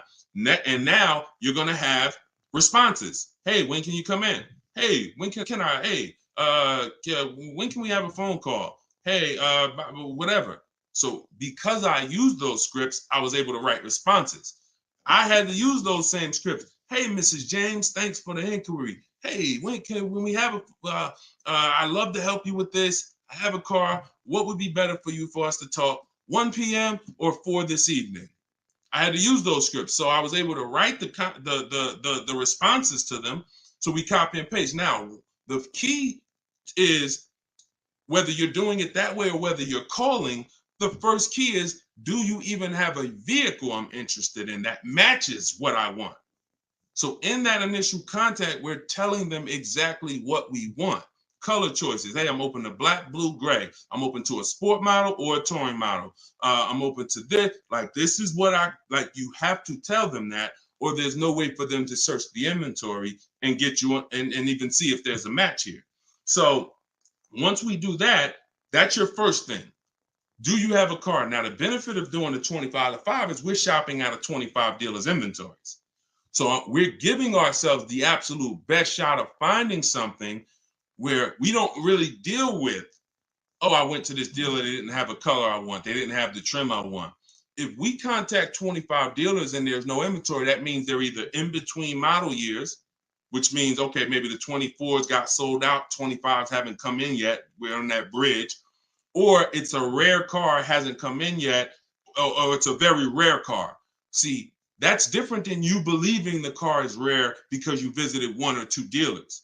Once we contact 25, if the color, we're reaching out for a pink one and the dealer is saying, hey, we don't really have that color, that's when we know. So shopping out of 25 dealers, we get the best shot. We're trying to find who has a car. Second thing we're going to do now is we need to send a quote request. When we send our quote request, we're telling them what we want. If we're buying, we're looking for all cash price because we are not doing tax. We want a bottom line price. And we're getting that from at least 5 to 7 dealers. Because when you shop correctly, remember this, when you truly have shopped multiple offers correctly, you're going to see at least a $3,000 to $5,000 difference from your lowest offer to your best offer. I've been working with people around the country. We're 2 million followers. We have 1,700 people we've worked with personally since 2021. That is the consensus. 3,000 to 5,000 bare minimum. And in fact, some of you who are looking for higher price cars, you look at somebody like Kimberly. Kimberly used multiple offers. Her Maserati she was shopping for, she picked it up a little while ago, $86,961 vehicle. They offered it to her for $66,261. Deshone, that sounds crazy. She saved 20 grand. Actually, 20,700 on that offer.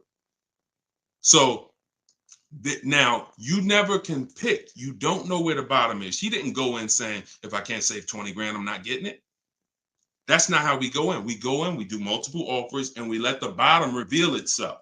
We don't choose the bottom. All right. So once we do that, we're getting our quotes, and there's going to be a lot of people who try to stop that.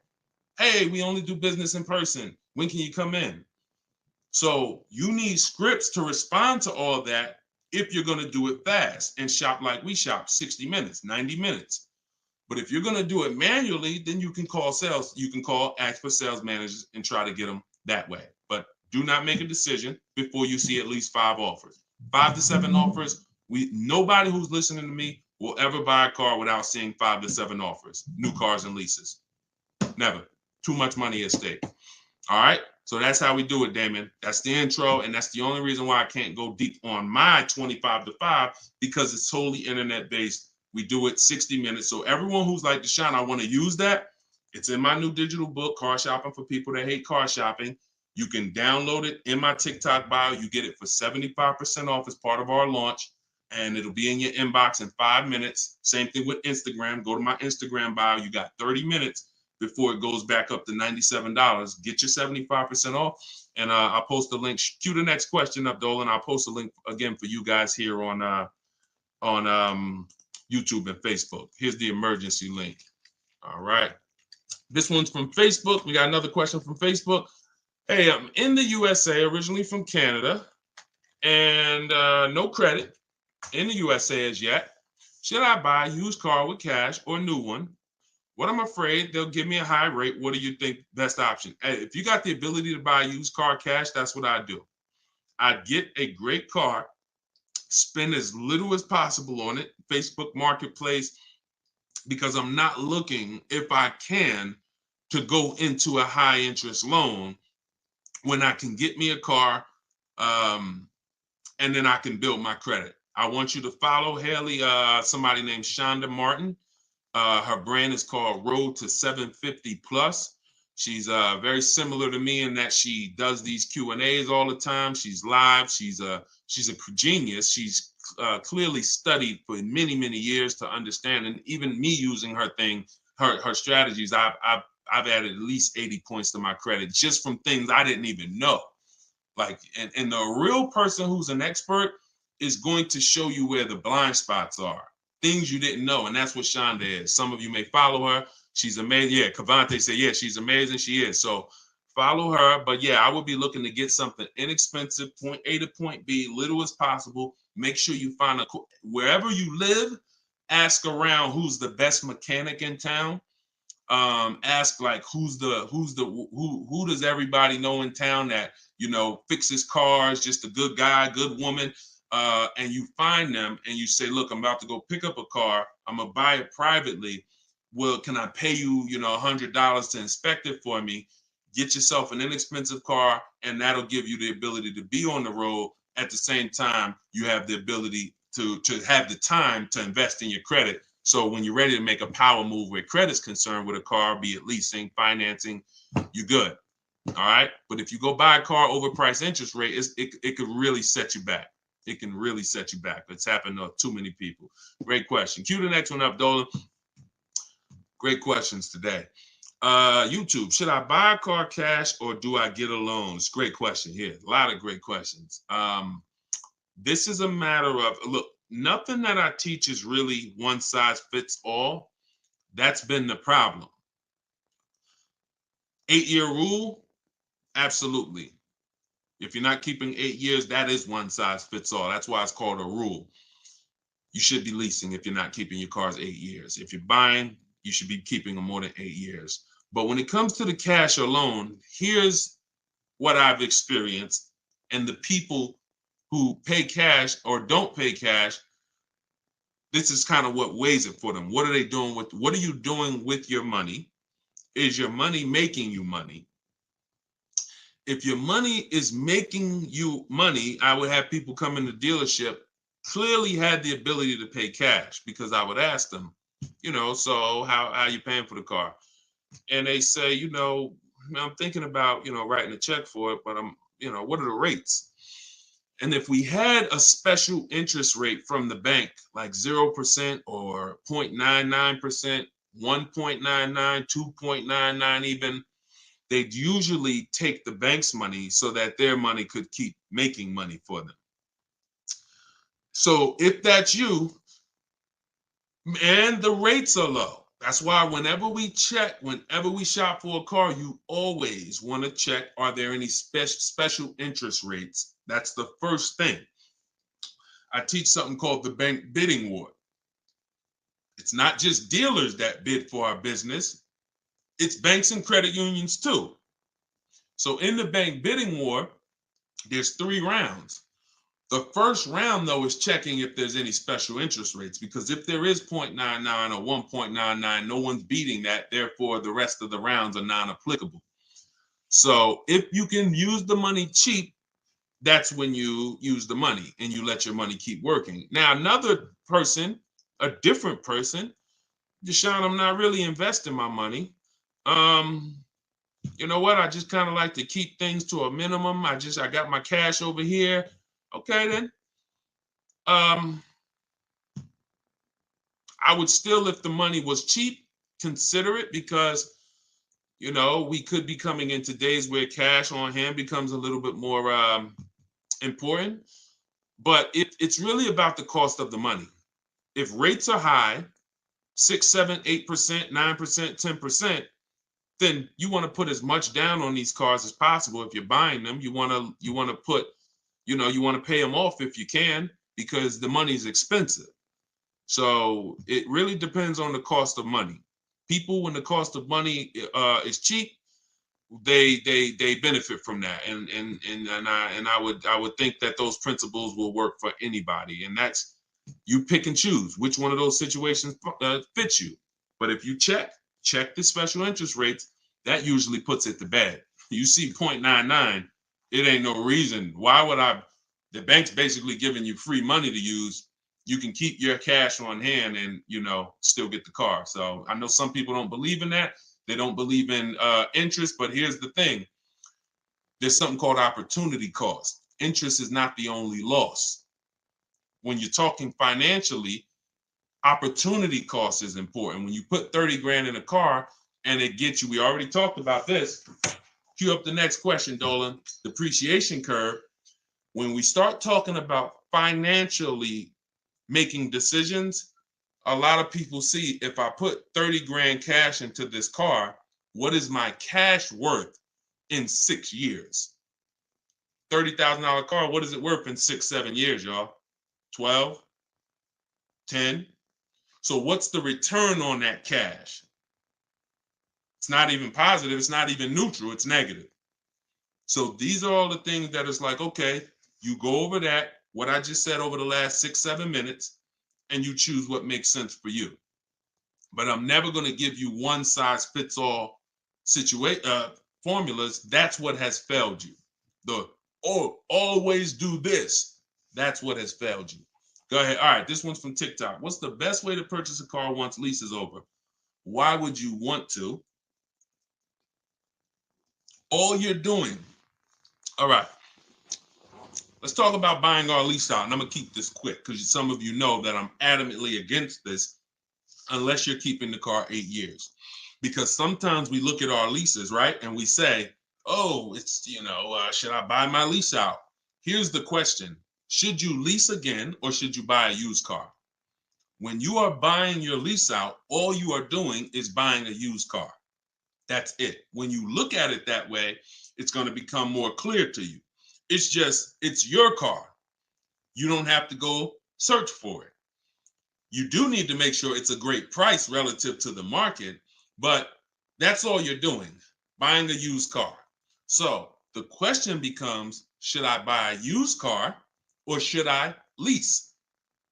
And when you realize that the 8-year rule, breaking it, is going to continue to lose you money and put you in negative equity, you won't buy your leases because you don't plan to keep them again for another 8 years.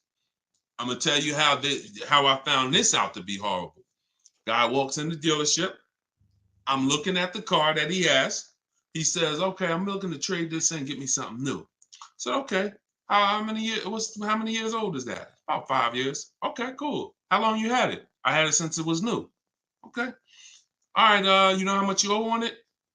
No, I don't know. Now, that's not a good sign, because if a person tells you they've had a car for 5 years, and they've had it since it was new, wouldn't you think it was almost paid off or paid off, right? If that makes sense, type of dollar sign. If a person said, you saw them, they're like, yeah, I had that car 5 years. I bought it. I've had it since it was new. Shouldn't it be almost paid off or either paid off, right? So when he said, I don't really know what I owe, I was like, okay, no problem. We'll call the bank. We'll find out. All right. So I have the used car manager look at his because everyone who's in this position, I'm going to tell them about leasing. So I'm looking forward to that because once I tell them about leasing and I show them the numbers and like, hey, you keep trading these cars, look how much you're going to save. And some people will come in and their car was paid off. And I'm like, good thing is whatever that car is worth, you're going to get all that back. You're not putting it into your deal and using most of it as a down payment. So I've literally changed people from financing or buying to a lease, giving them a check back for their old car that they was coming to use as a trade, and they get a check for $12,000, and then they leave with a lease with no money down or little down, and they're like, yo, this is great. So I'm thinking I'm about to lay this out for him.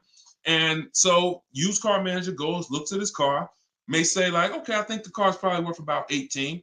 Okay, perfect. So let me call the bank, find out what he owes. Hey, how are you? I'm calling for Mr. Johnson here. Yeah, he's interested in replacing his car. We need his payoff. Okay, the payoff is 18,000. Wait a minute. How the heck is the payoff 18,000? Hey, Mr. Johnson, they saying you still owe 18,000. Dang, it's that much? Yeah, I didn't know it was that much. Wait, I thought you said you had the car since it was new. Yeah, I did. You know what happened?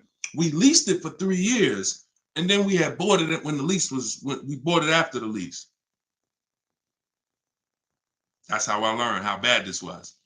So I'm like, okay, because when you buy your car off lease, most people, you're going to need a 6-year loan to have a similar payment. So if your payment was 400 and you buy the lease, you're typically going to need a 6-year loan to have around the same payment, right? So picture this, 3 years to lease it, then you get a 6-year loan. 6 plus 9 is what? 6 plus 3 is 9. Anybody on here signing up for a 9-year loan on a car? Anybody? We got a lot of people on here. Anybody on here signing up for a 9-year loan? No? Okay. Room's quiet. So we never sign up for a 9-year loan. Look, she said, heck no. Right. We never sign up for a 9-year loan, 9 years of payments on the same car. Yet when we buy our leases, this is what's happening. So you look and say, all right, you bought your lease, you put 6-year loan, so you leased it for 3, then you paid it for another 2, that's 5. Now you're tired of it. Yo, man, I've been in this car, let me go trade it. Problem is, you still have 4 years left of payments. That's why buying the lease is horrible. One situation where it makes sense, if you're keeping it 8 years.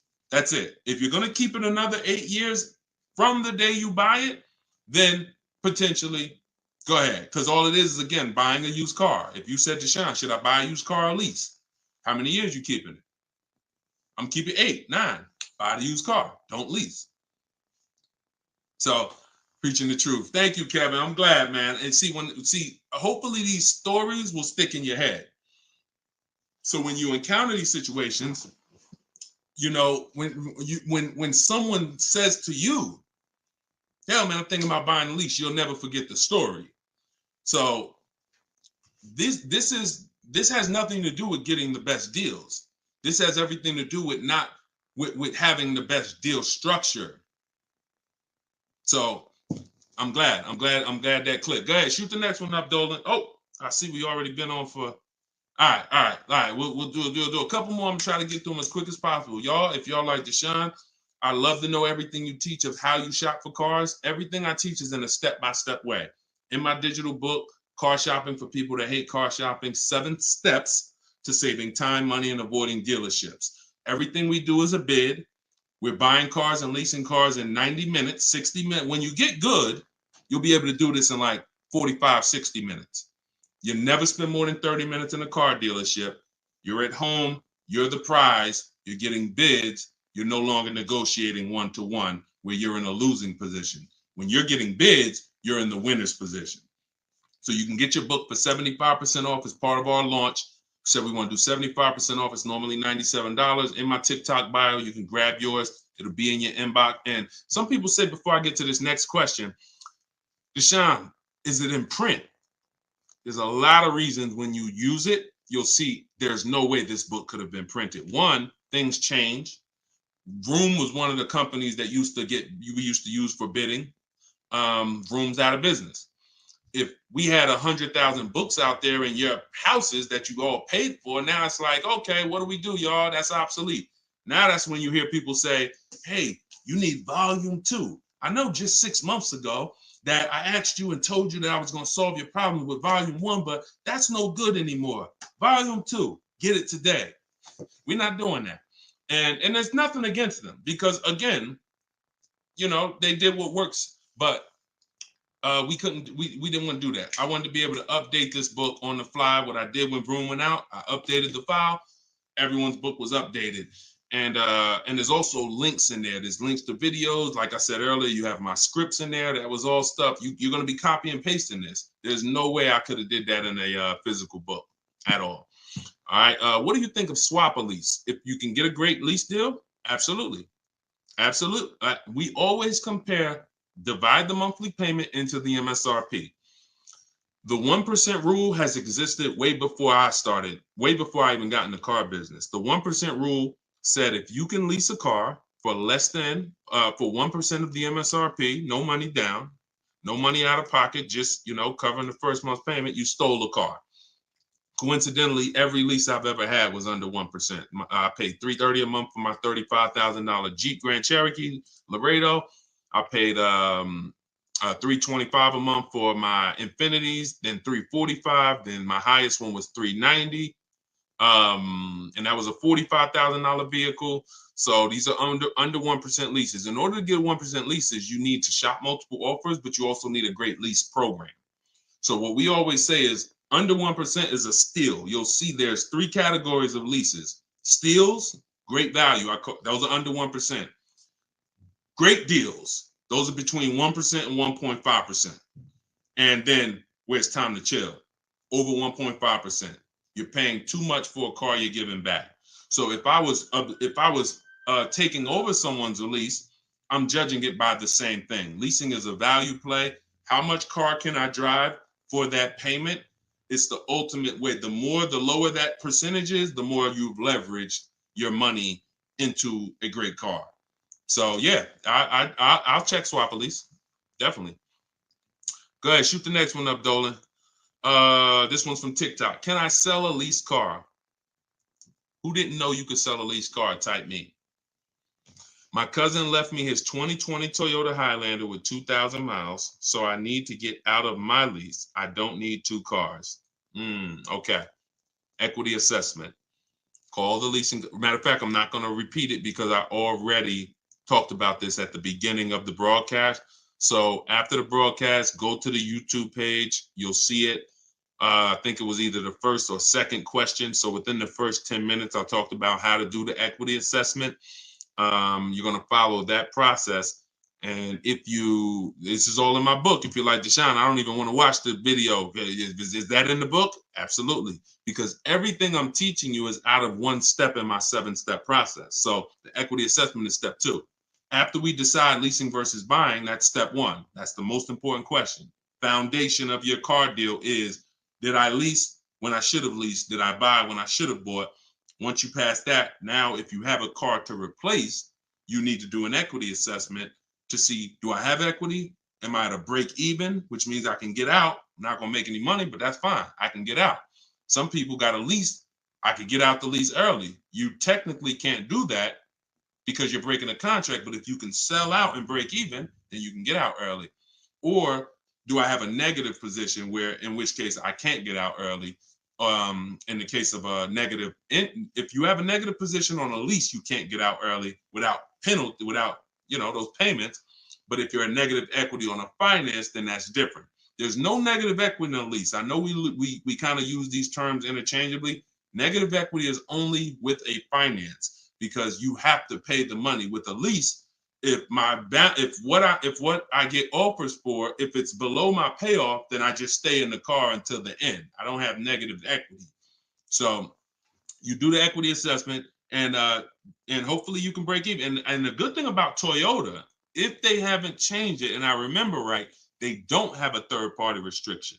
So you should be able to, if those offers you get are what you owe or higher, then you should be able to sell that car right to CarMax or Driveway or AutoNation, whoever makes you the highest offer, and you can be out of it literally. You do that today, you could be out of that car tomorrow. All right, so keep me posted. Go ahead. Shoot it. See, we're over an hour. And I know Dolan, we always try to keep the shows an hour, but it's like the questions start rolling in and it gets good. Go ahead. Shoot another one up, Dolan. We'll wrap in a second. Facebook. When you go online to build and decide on needs and wants, you look at the cash price, not the lease price. We don't look at any price online. Pay no attention. Nothing online is a deal, y'all. No commercial. I don't care what you see. Deals are like this. Hey, look, this is their offer. Look, this is what we gotta. Can we do it? What? Can you get them up any? Like, will they come up any at all? Nah, man. They said that they made this, and it's like, shoot. All right, let's see if you get another. Can you get another $10? If you get another $10 a month out of them, just take it. If not, then do the deal. That's a deal. You don't repeat it. You don't. I used to have to tell certain people, when you got a real deal, hey, when you come back, I'd love for you to send me friends, family, but don't tell them what you're paying, because I probably can't duplicate that, honestly. That's a deal. The whole opposite is what they advertise to you. Deals are not advertised. Deals are when the dealer makes little to no money. Little to no money. That's a below market deal. If they're putting something on a commercial, that means the dealer doesn't mind if 80 people come in and get that offer this month. You have the money down? Yeah, I want to pay the $460 a month. Okay. You have the money down? Yeah, it was $3,400, right? Okay. What about the taxes and fees? Because that's small print. All right, how much is that? That'll put you probably about another $3,200. And then I could be at that payment from the commercial? Yeah, definitely. Okay, let's do it. That's not a deal. That's not nothing special. We didn't mind making that. Come on, if that's what you want. So if you want deals, you got to understand. Don't look at commercials. Don't look on the internet. Oh, this deal is advertising this. Deals are not advertised. Let that set. All this marketing that has worked on come at the end of the month. Imagine being in a business where your customers were trained to come at the end of the month. Imagine if you had a pizza shop, a car wash, and that happened. You knew that the industry was so good at marketing that you knew the last 3 days of the month, your car wash is going to have lines around the corner. That's marketing. So dealers make deals when they're like desperate. I want to see. Nobody's here. So don't pay attention. Don't pay attention to that. Just follow the process. Oh, I see you got the book. Just follow the process. If it's not written in there, Ty, don't add to it. Don't add to it. If Deshone didn't say, go to this website and look and then write that down, don't do it. The whole purpose of why I wrote that book in that way is to take the guesswork out of it. If you find yourself like, okay, what should I do here? All right, I'm going to do this. You're probably off my path, because my path is very rigid. It's like a McDonald's system. You hear that beep, the nuggets are ready. Oh, don't change it. And then you'll get the results. We call that trusting the process. Great question. All right, y'all. We just hit an hour and 10 minutes. Y'all, I would love to do this all day. We are going to continue to do these broadcasts. Once the questions start coming in, I don't want to discount any questions. So I wish some questions I could just answer in 30 seconds. It's not possible without me just cutting it short and then you not getting the value out of it. So we try to get through as many as possible. For everyone who wants everything I teach in one place, you can get everything in my social media videos. But I think what you understand now from being on the broadcast is there's lots of different situations. So when you're moving through my social media videos, you're saying, oh, he's talking about leasing here. He's talking about buying a used car here. He's talking about banks here. He's talking about high mileage here. All right, that means I got to try to piece this together myself. Same thing with the broadcast here. If you're like Deshone, I want everything in one spot, step by step, it's all in there. Leasing's in there. The high mileage paths are in there. The new car purchase paths are in there. Used car purchase paths are in there. And step 7 of my book is delivery. So you shouldn't be thinking, oh, I'm gonna read the whole book, then I'll start shopping. No, it's action guides. It's essentially a big checklist. Do this, do this. By the time you get to step 7, you should be picking up your car, getting ready to have it delivered.